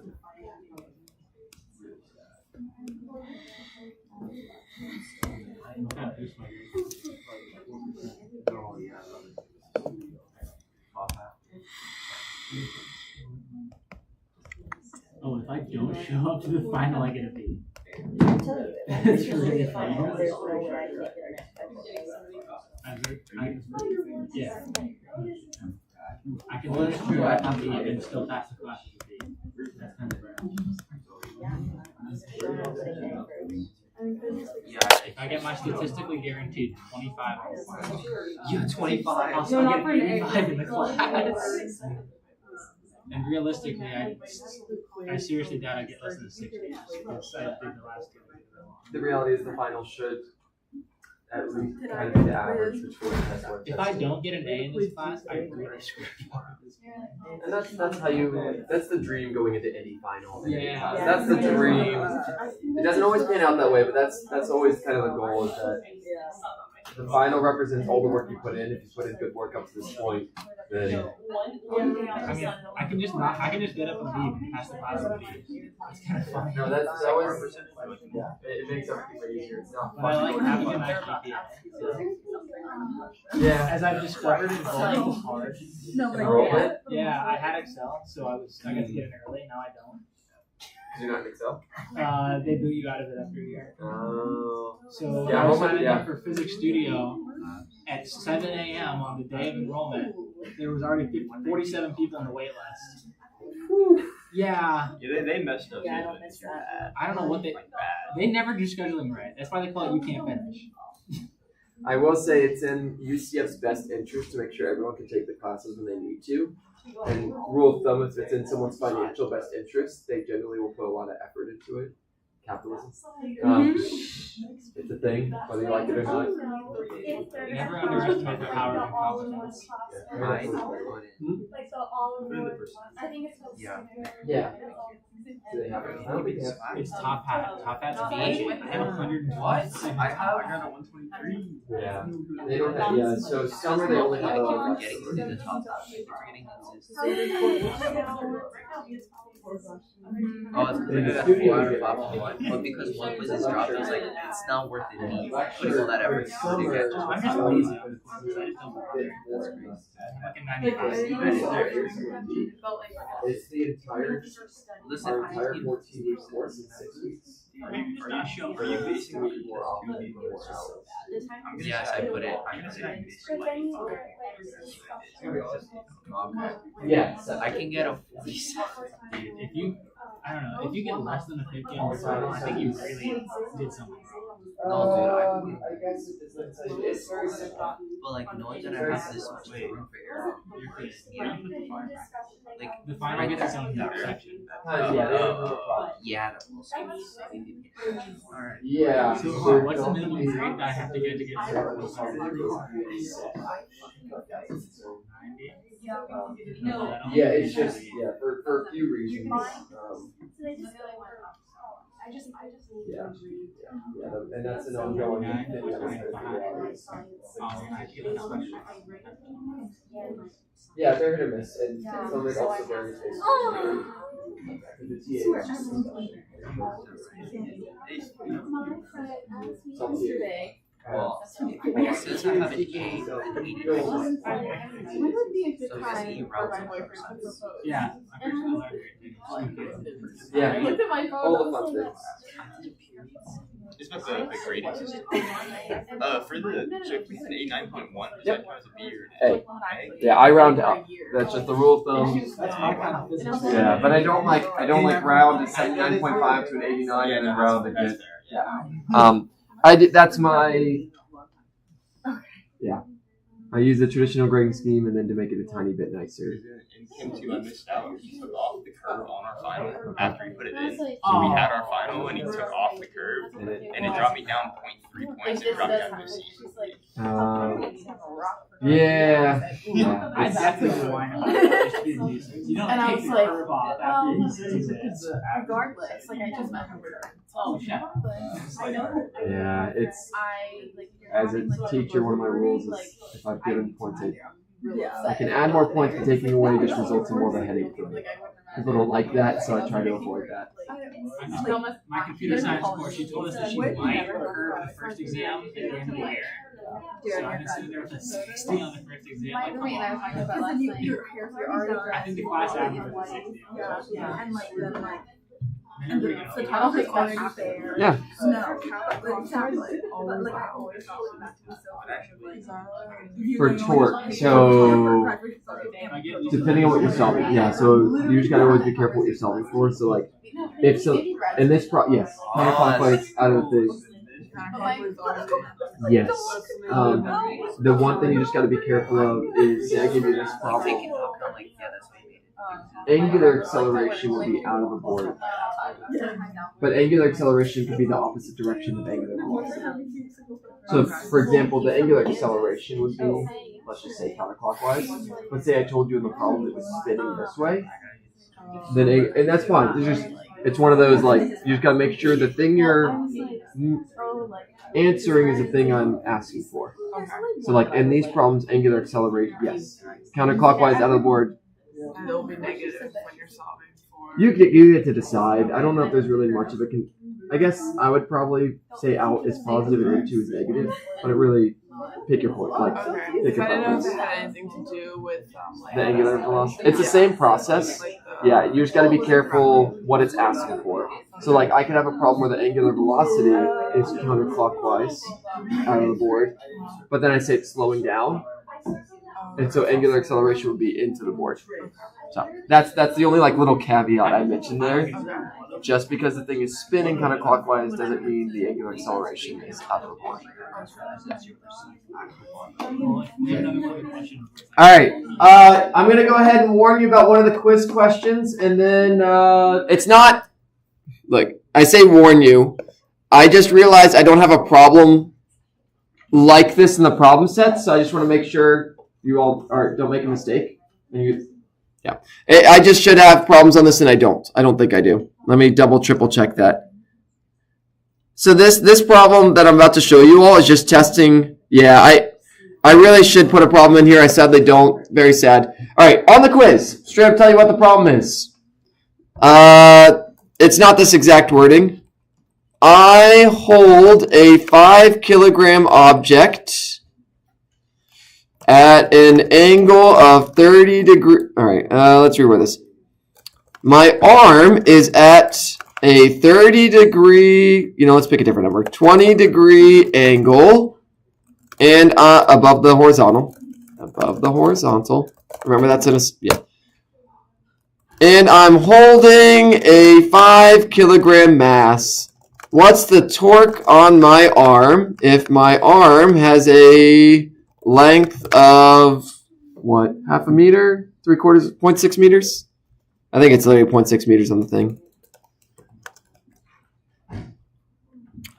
And we ignore the mass of my arm. All right. Great. So I'm going to draw a picture of this. That's my first thing to you. This problem is fairly simple. There's just one little thing you might make a mistake on, which is why I want to point this out. And once we talk about it, hopefully you won't make the mistake on the quiz or whatever. This is ultimately testing how you do an angle step. So draw a picture. See if you can figure out how to solve this problem. Be very, very careful on that angle. That's my hint to you all.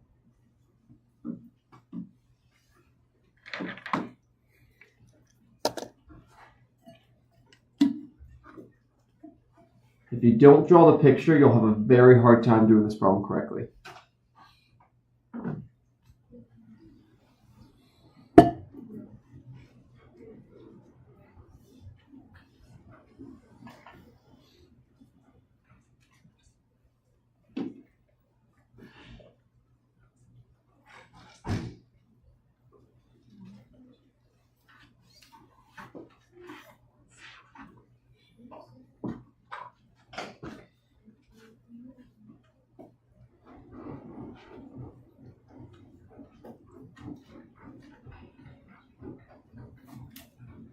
And then once you have the picture, draw the angle that I give you, draw the R, draw the F, draw anything else you might need to draw.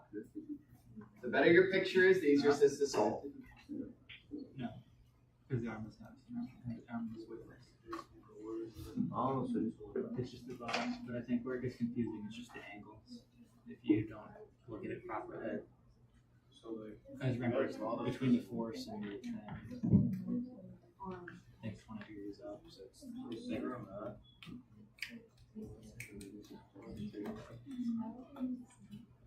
Huh? Yeah. All right, so here's an arm. There it is, and all its. Here's my thing. There's no escaping triangles. No.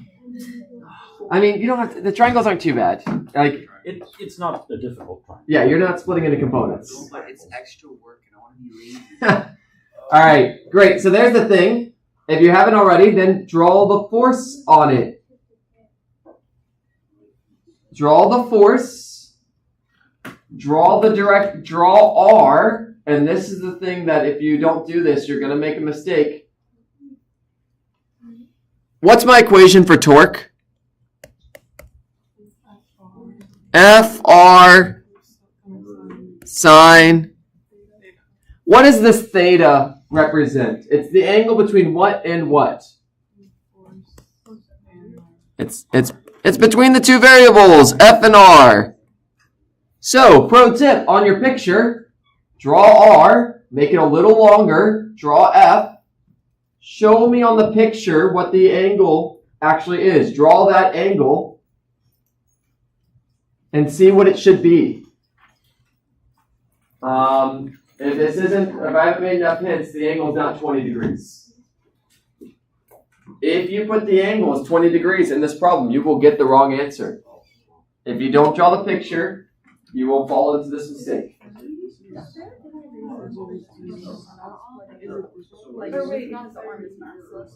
Yeah. Yeah. I'm sparing you the stuff.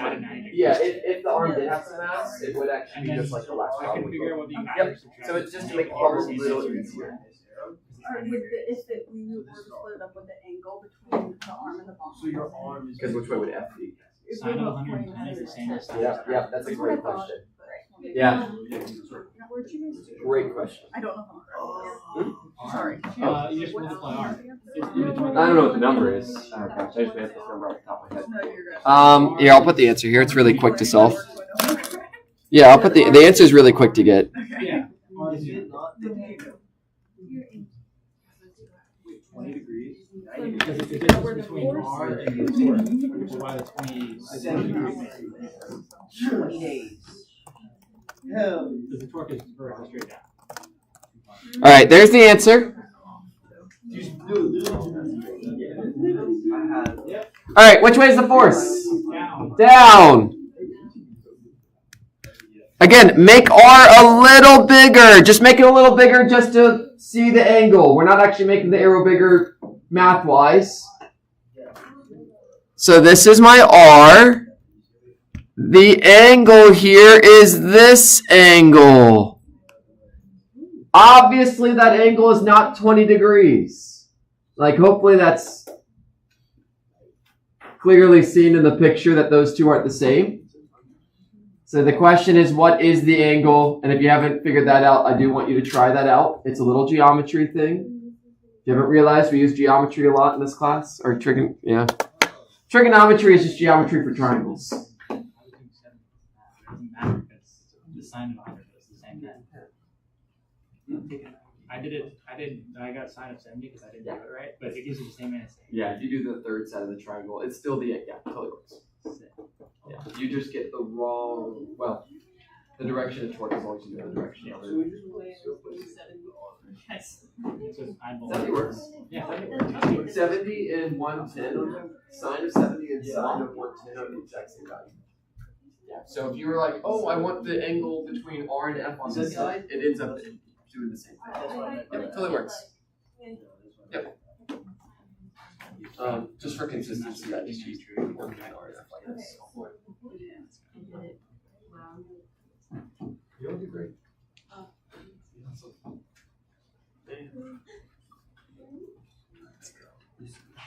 All right, so if you haven't realized, the angle is 110. Why is the angle 110? The key here is if you just make a horizontal thing here.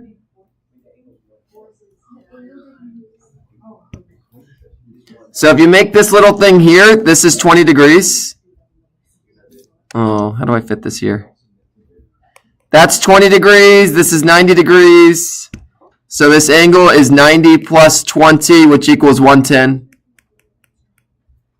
Yeah, this problem's sole purpose to exist is to make sure you're careful with angles, just like we've done before in this class. I was very proud of you all on the exam. You all did great on the problem with the box going up the inclined plane and realizing that the angle was 0 between the force and the direction of motion. Like the vast majority of people got, I think over half people got that right.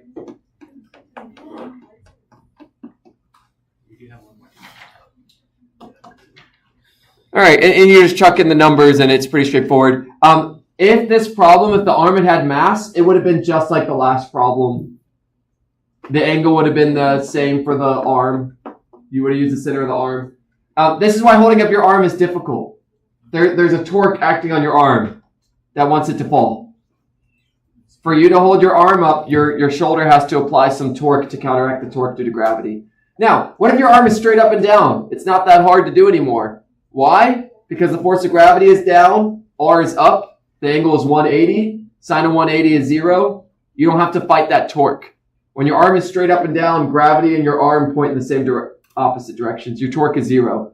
When is it the hardest to hold your arm? If you hold your arm straight out, that's when the angle is 90 degrees. You get the most torque. It all matches, right? So now you all can look out in the world and see all the things that want to spin that have to be held up. This is why cranes have really long arms. If you all look at the back of a crane, it's got a massive amount of mass on the back of a crane to cancel out the torque from the other side. Anyway, fun things. Yay! Only one more PowerPoint slide thing to go through. And then we're done. And then you get to take Physics 2. Physics 2 is fun. I actually prefer Physics 2 or Physics 1 because you all get to learn about stuff that most people don't know. You're going to learn about electricity, and no one knows how electricity works, even though it's so important to you all. It's a pillar of our society, and 95% of people have no clue what voltage is. You know why they make so many health science majors take Physics 2? Yeah, it's a good question. Why do you all even have to take physics at all?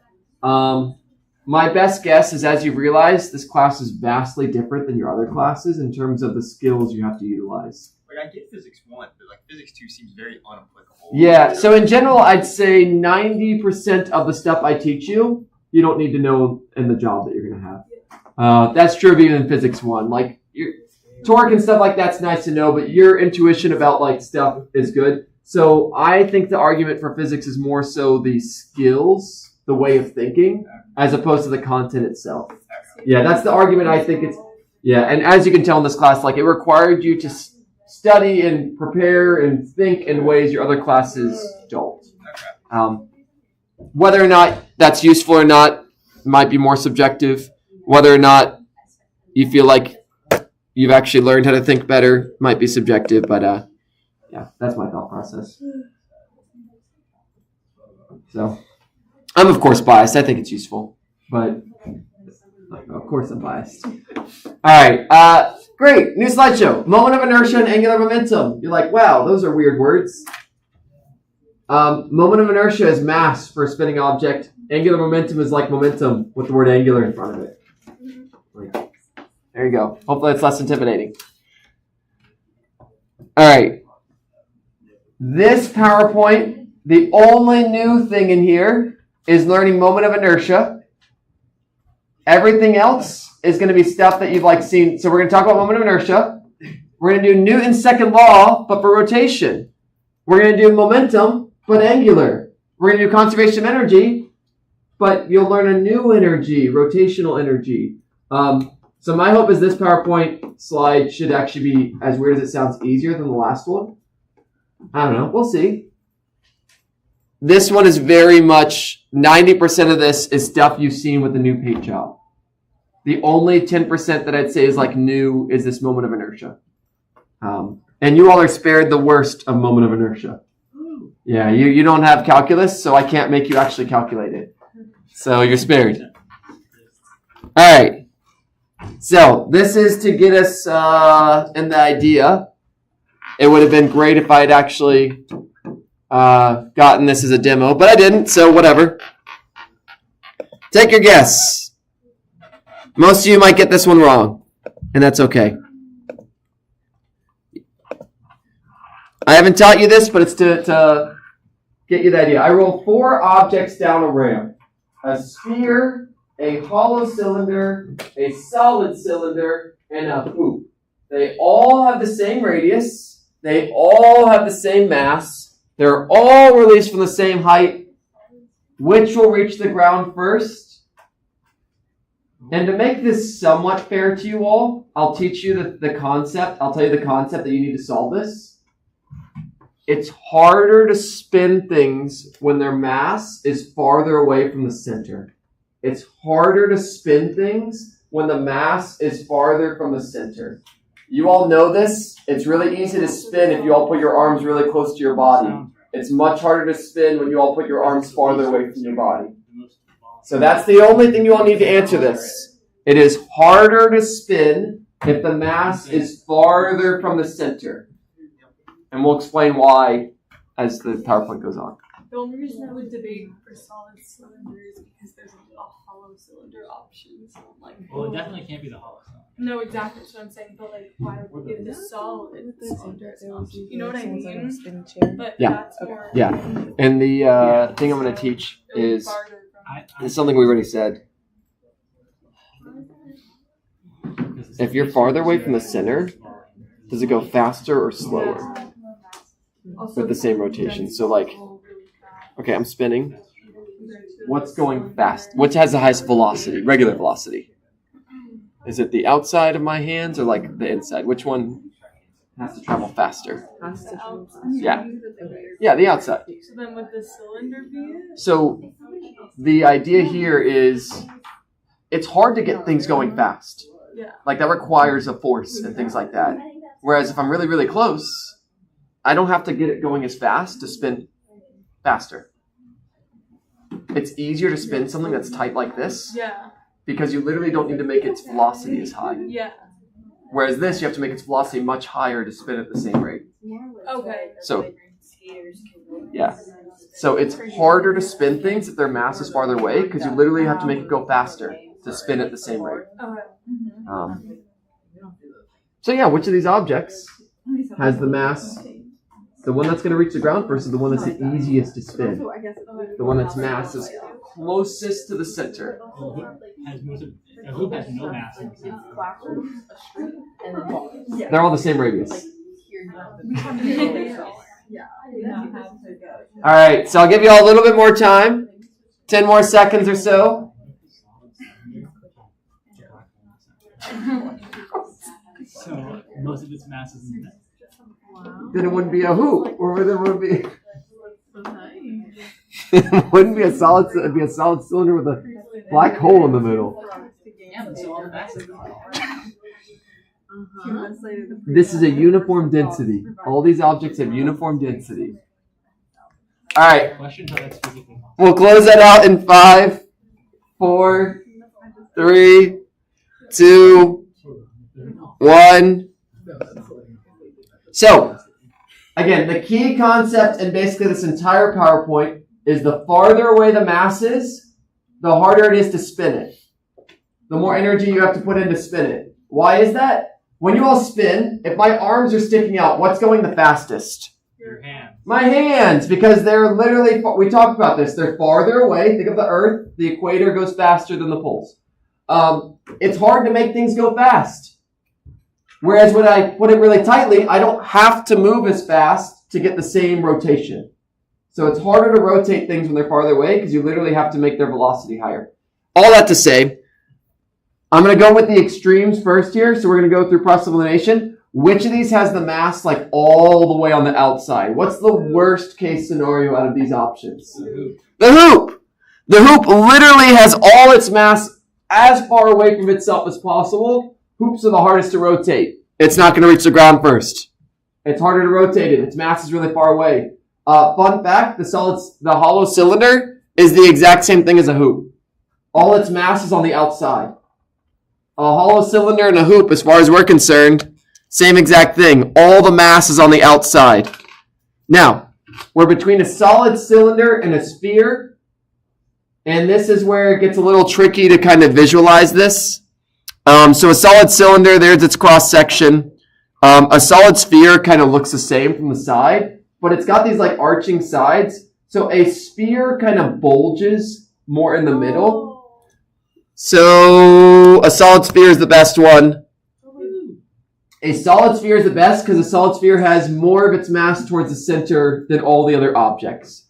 And this one's a little kind of tricky to think of. A sphere, it literally like bulges in the middle, which means it has more mass in the middle compared to the sphere, which has more outwards. What I'm trying to get across, the farther away the mass is, the worse it is. The harder it is to spin. That's the idea. Look at that. It's the first sentence there. The farther mass, this is like the most important thing in the entire power. It explains everything I'm about to teach you. The farther the mass is away, the harder it is to rotate. P equals mv. V equals rw. So P equals mrw. Bigger R, more force needed to make that happen. But what about torque? Yes, if you have a greater radius, you get more torque. But yeah, you're still fighting this I term. And then, yeah, okay, how do we... I just told you that the farther away it is, the worse it is. There's going to be a math expression for this. It's moment of inertia. But again, you're spared the worst. You are spared the worst when it comes to moment of inertia. If this was a 2048 class, I would then show you an integral on how to calculate this. You all are just going to be given the moment of inertias for a bunch of objects. So... all right. Ignore this bottom part. I know when I put a bunch of words up here, I don't want you all to get distracted by all the stuff in the bottom. The top part, kinetic energy, 1/2 mv squared. Cool with that, right? How do I go from, what's the relationship between velocity and angular velocity? You just multiply by r. So take that, chuck it in there. All right, great. I replaced v with omega r. Great, I did it. And then I squared it. What I now want you all to see is I have 1/2. So if I compare this to the OG, 1/2 times mv squared. V is like w. M is like mr squared. That's moment of inertia. Mr squared is the moment of inertia. That's the equation for it. Kind of, but you're going to see we're going to chuck some numbers in front of it. So yeah, if you compare 1/2 mv squared, you see that mr squared is like m. Ta-da! Derivation. So, moment of inertia, it's the letter I. It's like m. It's some number. I is going to equal some number times mr squared. If you have a disk, that number is 1/2. If you have a sphere, it's 2/5. If you have a single dot, if you have a single object located at some r, it's just mr squared. So depending on the shape of your object, you get a different equation for I. And then I'm going to show you all right after this a slide with a bajillion of them.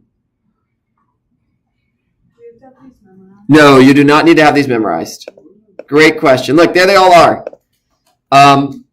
What I'm going to do on the formula sheet is I'll give you like 5 different objects, and depending on the problem, you'll just have to look at the formula sheet and choose the right object. Yeah. If you have a disk, use the one for a disk. If you have a sphere, use the one for a sphere. This is a solid sphere. I guess I should have said that. It makes a difference whether it's solid or hollow.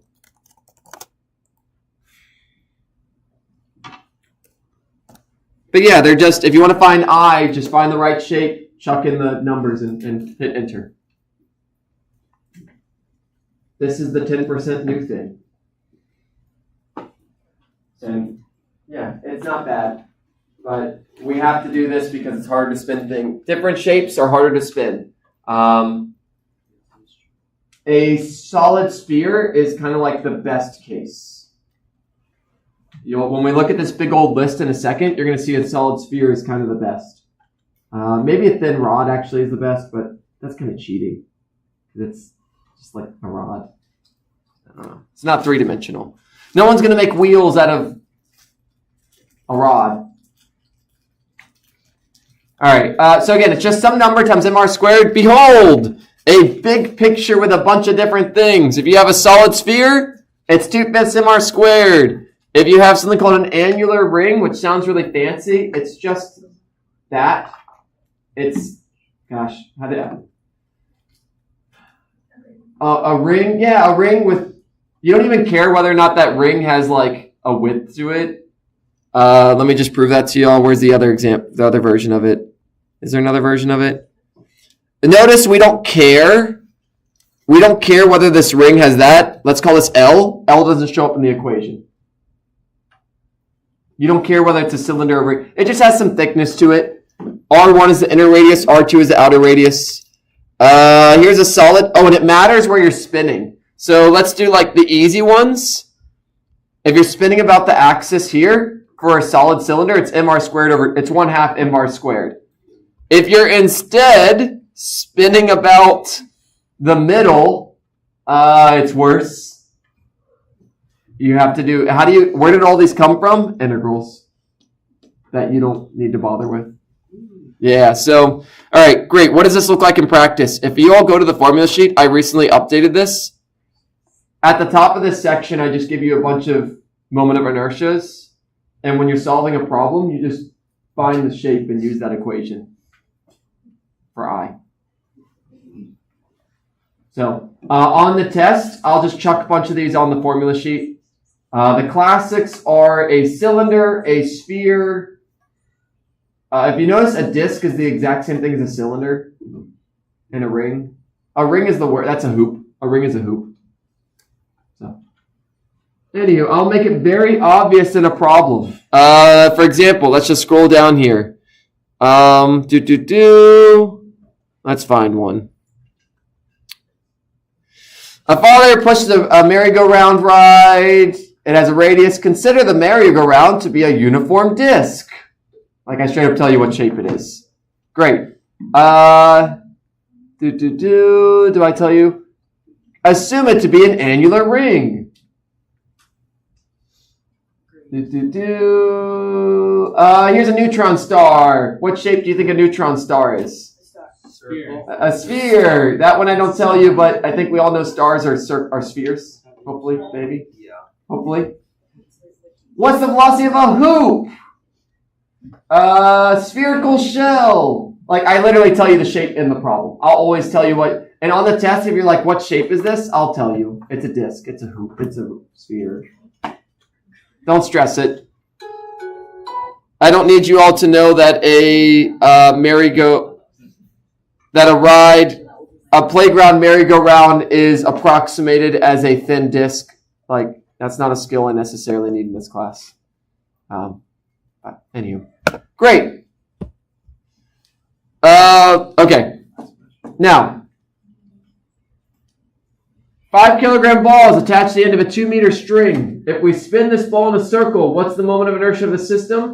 Assume the string is massless and the ball is a point mass. A point mass means it's not a sphere, it's literally like a dot at the end of my string. So the question is, what's the moment of inertia for a dot on a string? Look, here's some moment of inertias. If you like, I'll put more. We love them, right? Hollow sphere. I'm just going to keep typing more. More of them as you all solve this problem. Hollow sphere. I think it's 2/3. Yeah. Anyway, I'm going to punt this to y'all, and then y'all can, as I continue to add more and more of them, decide what you think the answer is.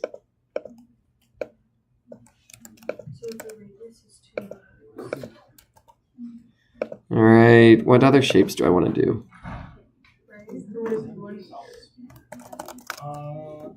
It's a 2-meter string. So the radius would be 2 meters.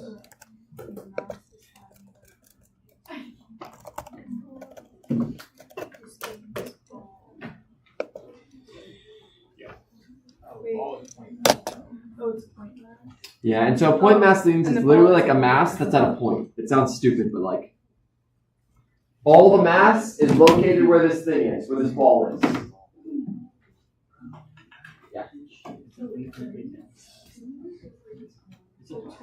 Yeah, so think if you spin this, I had a ball and a string. My string is 2 meters long, so my ball is, imagine this is a 2 meter thing. I spin this in a circle, that's the radius of that circle. Yeah, because the string itself is, the 2 meters, so the diameter would be 4 meters. Okay.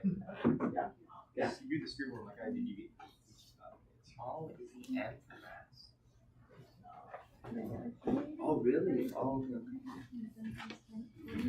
So the key here is the ball itself is not spinning. The ball is not like rolling. I'm not asking you for a rolling ball. I'm asking you for a ball and a string that's spinning round and around and around and around. So I'll draw you a pretty picture. String, ball.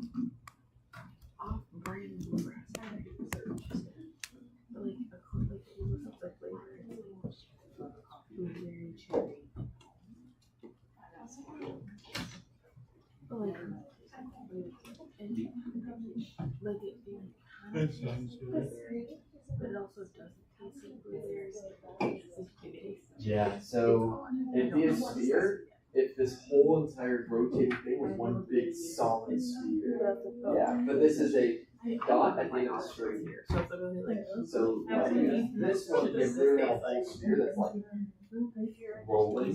Here we don't have a sphere that's rolling. We have a dot at the end of the string.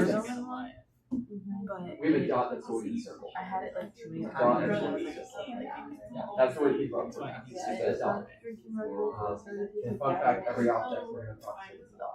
The first time merry-go-round, they're a dot and on that merry-go-round. Yeah. I don't like the what? My friends don't know. So we're thinking of this ball as just a dot at the end of a string. That's why we call it a point mass. It's a mass, it's a point. A point is a dot.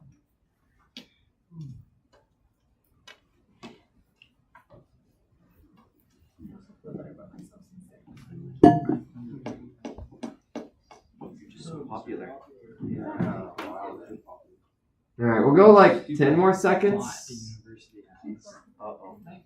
Yeah, I've never responded to it. It's just not. Why are you ghosting Nightbot? Alright, we'll close it out in 5, 4, 3, 2, 1. Alright, so the key here is I called it a ball, but is this ball like actually rolling? Is this ball the thing that's actually like rolling and spinning? No. This is not a big old ball that's rolling. It's not that. What is it? It's a dot attached to the end of a string. Fun fact, every object attached to, like, if you got, like, say a person and they're on a merry-go-round, we're going to treat them like a dot. A box that's on something spinning, it's a dot. We take every object, if it's on an object that's, if it's spinning, we treat it like a dot.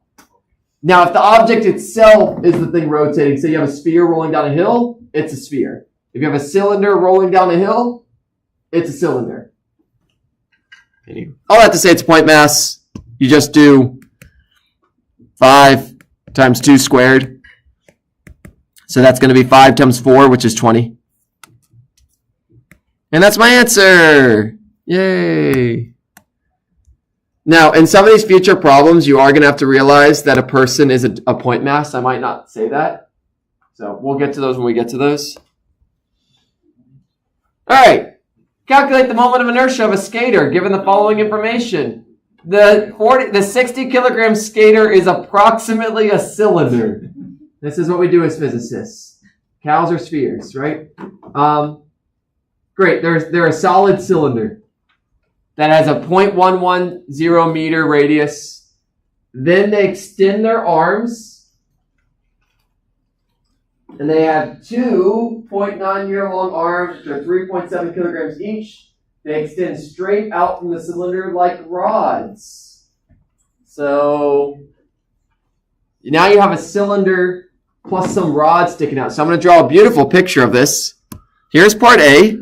It's a cylinder. There's my figure skater. It's beautiful, right? There's my figure skater in part A. What's going on in part B? Part B, now you have a cylinder with some rods sticking out of it. So how many objects do we have in part A? 3. 1. How many objects do we have in part B? 3. If you want the moment of inertia and there's 3 objects, you just add them all up. If you want the mass and there's 3 objects, you add them all up. So you all need to find the moment of inertia for the first one for a cylinder. And then the second one, you got a cylinder and 2 rods rotated about their ends. So find the picture that matches. I would put it on here, but Google it if you want as well. This picture doesn't really fit. Ooh, does this one have everything I want? Yeah, great.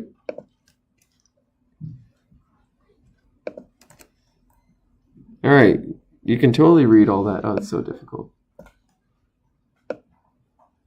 There you go. You can't read that at all. That sounds like you might just want to go to the slides, y'all.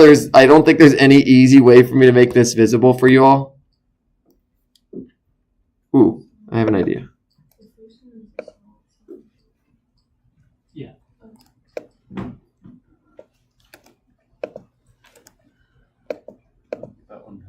This one does not have it, which I forgot to put on here.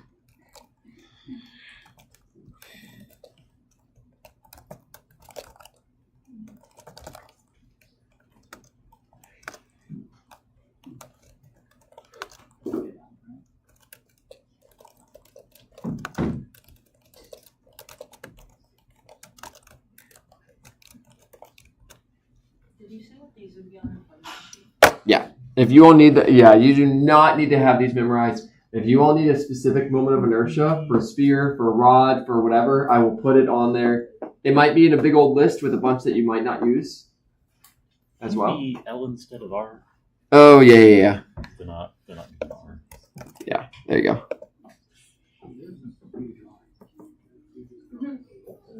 Is 112 about the end or about the center?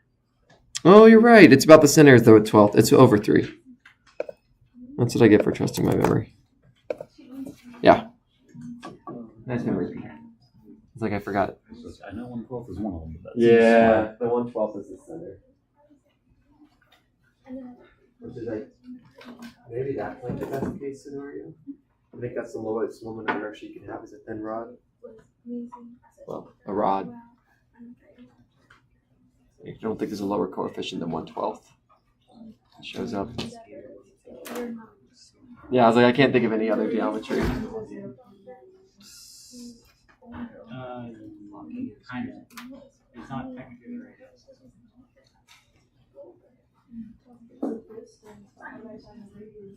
You don't need that. Oh, we just The rod end. L is the length of the rod. yeah. Oh, you don't need. Yeah, you don't need the radius.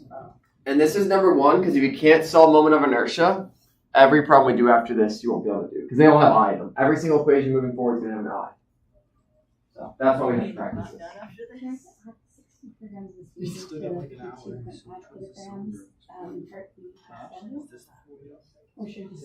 So are you on part A or are you on part B? So part B, what is my... Part A, what is my object look like? Cylinder. With mass of 60, radius of 0.1.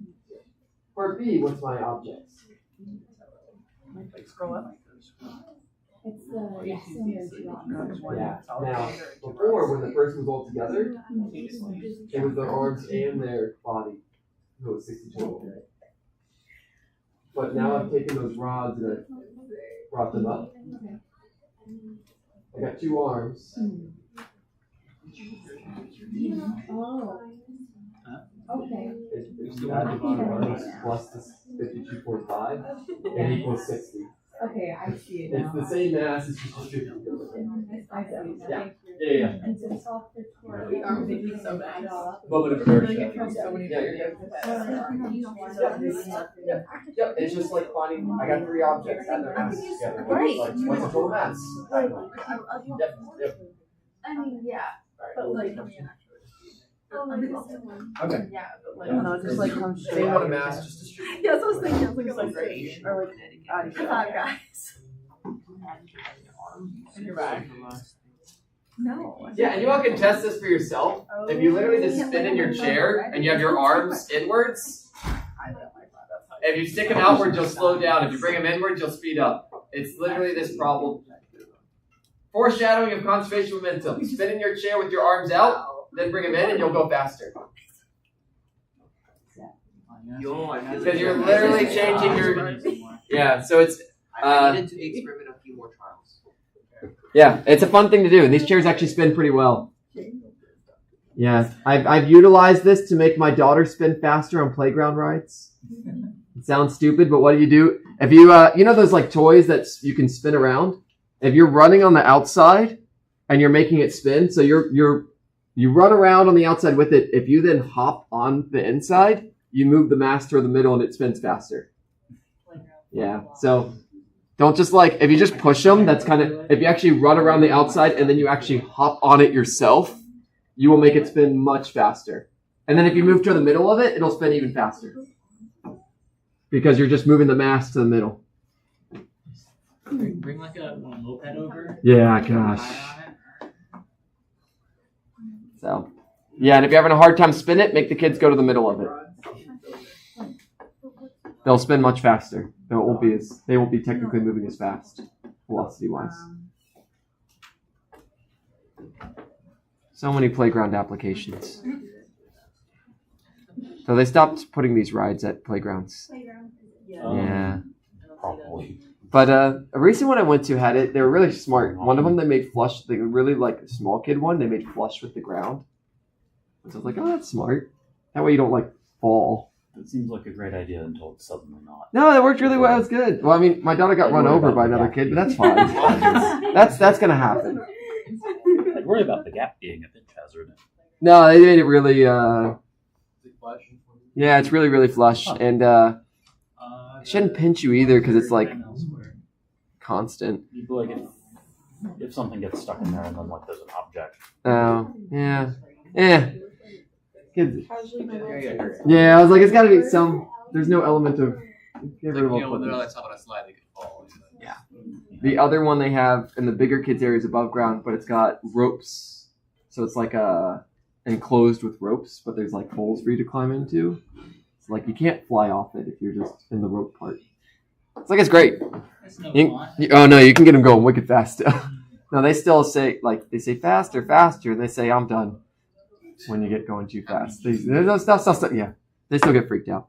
All right, let's solve this. So this one's a cylinder. So you just, what's it for a cylinder? 1/2 mr squared. Just chuck in the numbers. This has a mass of 60. It has a radius of 0.11. And it sounds really stupid approximating a person as a cylinder, but it gets you pretty close to the right answer, actually. It might seem silly and be like, my body doesn't look like a cylinder. It's close enough if you average out the things. Yeah. It's good enough. At the end of the day, you can't account for everything. Depending on what you're calculating, you just need to account for enough. So that's why physicists can approximate many things. That's why we do it all the time. All right, this spits out the number, hopefully, 0.363. Oh, if you're like, where do these units come from? It literally, what did you multiply? What's the unit for mass? Kilogram. What's the unit for radius? Oh my gosh. Turns out if you multiply kilograms times meters squared, you get kilograms times meters squared. Yeah, nothing crazy. All right, part B. Gosh. So this one, you just do for a cylinder plus for 2 rods. There's 2 of them. So 2I rods. So it's going to equal 1/2 mr squared plus 2 times 1/3 mr squared You're going to use different M's for these. Body, body, arms, arms. But yeah, I really, really hope that, I don't know. Does this feel okay? Does this feel intimidating? I hope this is fairly straight. Pick the object, chuck in the numbers. I hope it's fairly straightforward because, yeah, we're going to have to do it for all the problems moving forward, but it is literally pick the object, plug in the numbers. Again, if you were 2048 students, I'd have to build on this. Oh, look, here it is. Did I hide all the slides? Let's see. There it is, integral. They're hidden. I hid them from you. Look, integrals. Don't worry about it. They're hidden for a reason, but I left them there in case you wanted to look at them. Yeah, I don't think you do. All right. So what do you do with moment of inertia? The same things you did with mass. So remember F equals ma? Everywhere there's mass, replace with an I. Instead of F, we replace it with a torque. So instead of M, put an I. Instead of A, what are we going to put? Other A, alpha. Yay! We discovered Newton's second law for rotation. Kinetic energy. What's the equation for normal kinetic energy? 1/2 mv squared. Let's do the new one. Instead of M, what are we going to put? I. Instead of V, what are we going to put? We did it! There you go. We're going to do that later. All right. P equals mv. Angular momentum is going to be L. Instead of M, what are we going to put? Instead of a V, what are we going to put? Ta-da! You all discovered angular momentum. And regular momentum's conserved, angular momentum's conserved. Regular energy is conserved. This is just a new energy that you got to calculate. If you have a ball rotating, it's great. Straightforward. So hopefully you're like, great, I'm cool with F equals ma, I'm cool with conservation of energy, I'm cool with conservation of momentum. Now we just do it with these new equations. It's gonna be a fun time. And that's it. That's all I'm gonna go through with the rest of this PowerPoint.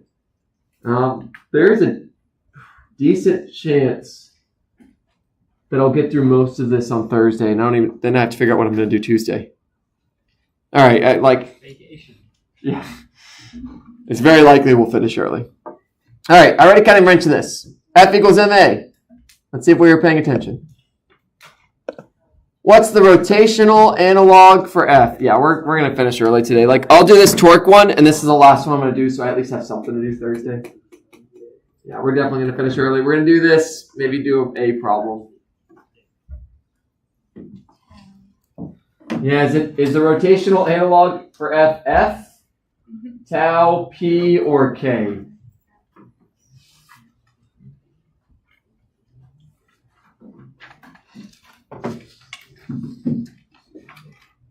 Let's see, yeah, this is one of the skills you all learned is to be okay with letters representing words. It sounds stupid, but I think at the beginning of the semester it was intimidating to write things in terms of variables, and now hopefully you're like, yeah, this is a normal thing to do.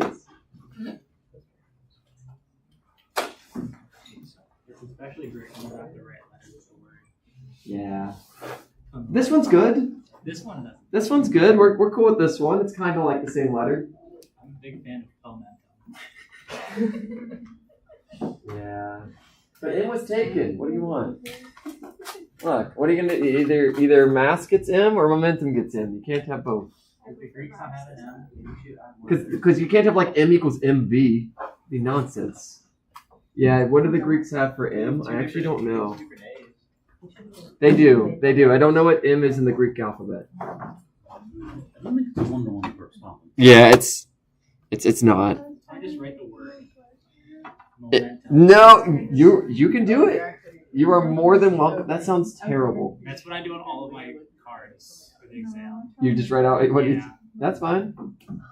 Greek. And I never They- look at it. They used to just write out all the mathematical expressions in terms of words. Back in the good old days. Equation, Oh, it's equation mu. notation Oh, is what? newer than a lot of people think. Capital mu is a capital M. Oh. Lowercase mu is that U looking thing. Before we had the equal sign, they would actually, mathematicians would say, is equal to. Yeah, see? Would you rather write more? No. Writing's for chumps. All right. all that. Writing's all for that English mathematical majors. implications. Yeah. All right, 10 seconds. Though I guess I just called English majors chumps, so that's not ideal. Skill issue that I'm history. Yeah. All right, 5, 4, 3, 2, 1. We're definitely not going to spin this long on the next one. Next one's going to be 20 seconds because that was too long for something this simple. It's torque, which starts with a T. T torque. Tau. Great. All right. Again, hopefully you got 20 seconds. Like, this should be so easy. I've had it say like a bajillion times. The really, well, I won't say too much more. Yeah, is it M, F, I, or KR? When I write I have to actually switch to Times Roman because when you use Arial and you do an I, it looks like an L, and I hate that. Yeah, it's really inconvenient. Yeah, fun fact, when you're in Arial, those are not the same letter. One of those is a capital I, and one of those is an L. Okay. The left one is what? L. Nope, that's an I. Yeah, it's terrible. Don't worry on the test. I don't even know. I don't think I have to put the letter I on it. Yeah, it's just one of those. Arial is more accessible because it doesn't have all these little lines and dashes, but this is one of the few exceptions where it's like, I hate it. That's my comic command. No, it's not. No one agrees with you. All right. Graphic design. 5, 4, 3, 2, 1.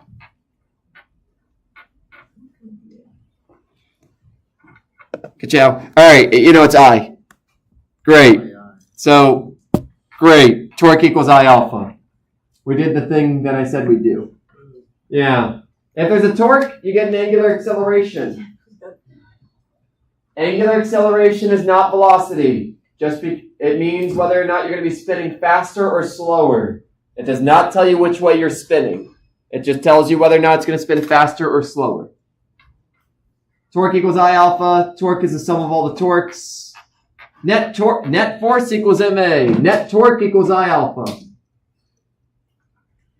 If there's no net torque, if there is a net torque, yeah, I'll spin faster or slower, depending on how the mass is spread out.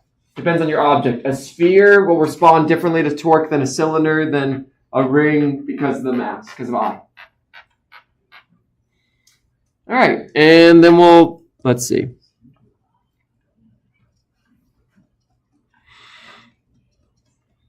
Yeah, I might just call it good here. I mean, like, literally, do you all see how many? Here's the exciting thing. Yeah, there's 22, and we end at 38. There's literally 16 more slides left in the semester.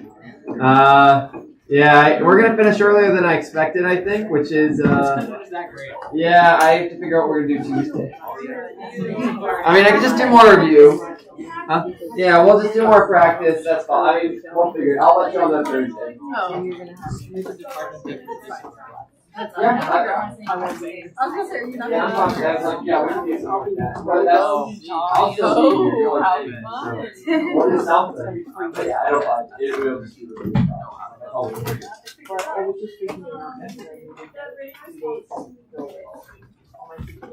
by Thursday. Yeah, now granted, if they're done by Thursday, I need a day to actually put so Friday, I can basically guarantee they'll be in by Friday. And then next, can we see our written responses? Let's say by next week. Okay. Probably have everything by When were the other two done? Very soon. Monday, Thursday, 11 to 12. Tuesday, Wednesday, 1:30 to 2:30. And then I have Friday, 2:30 to 3:30. Up again. Just gonna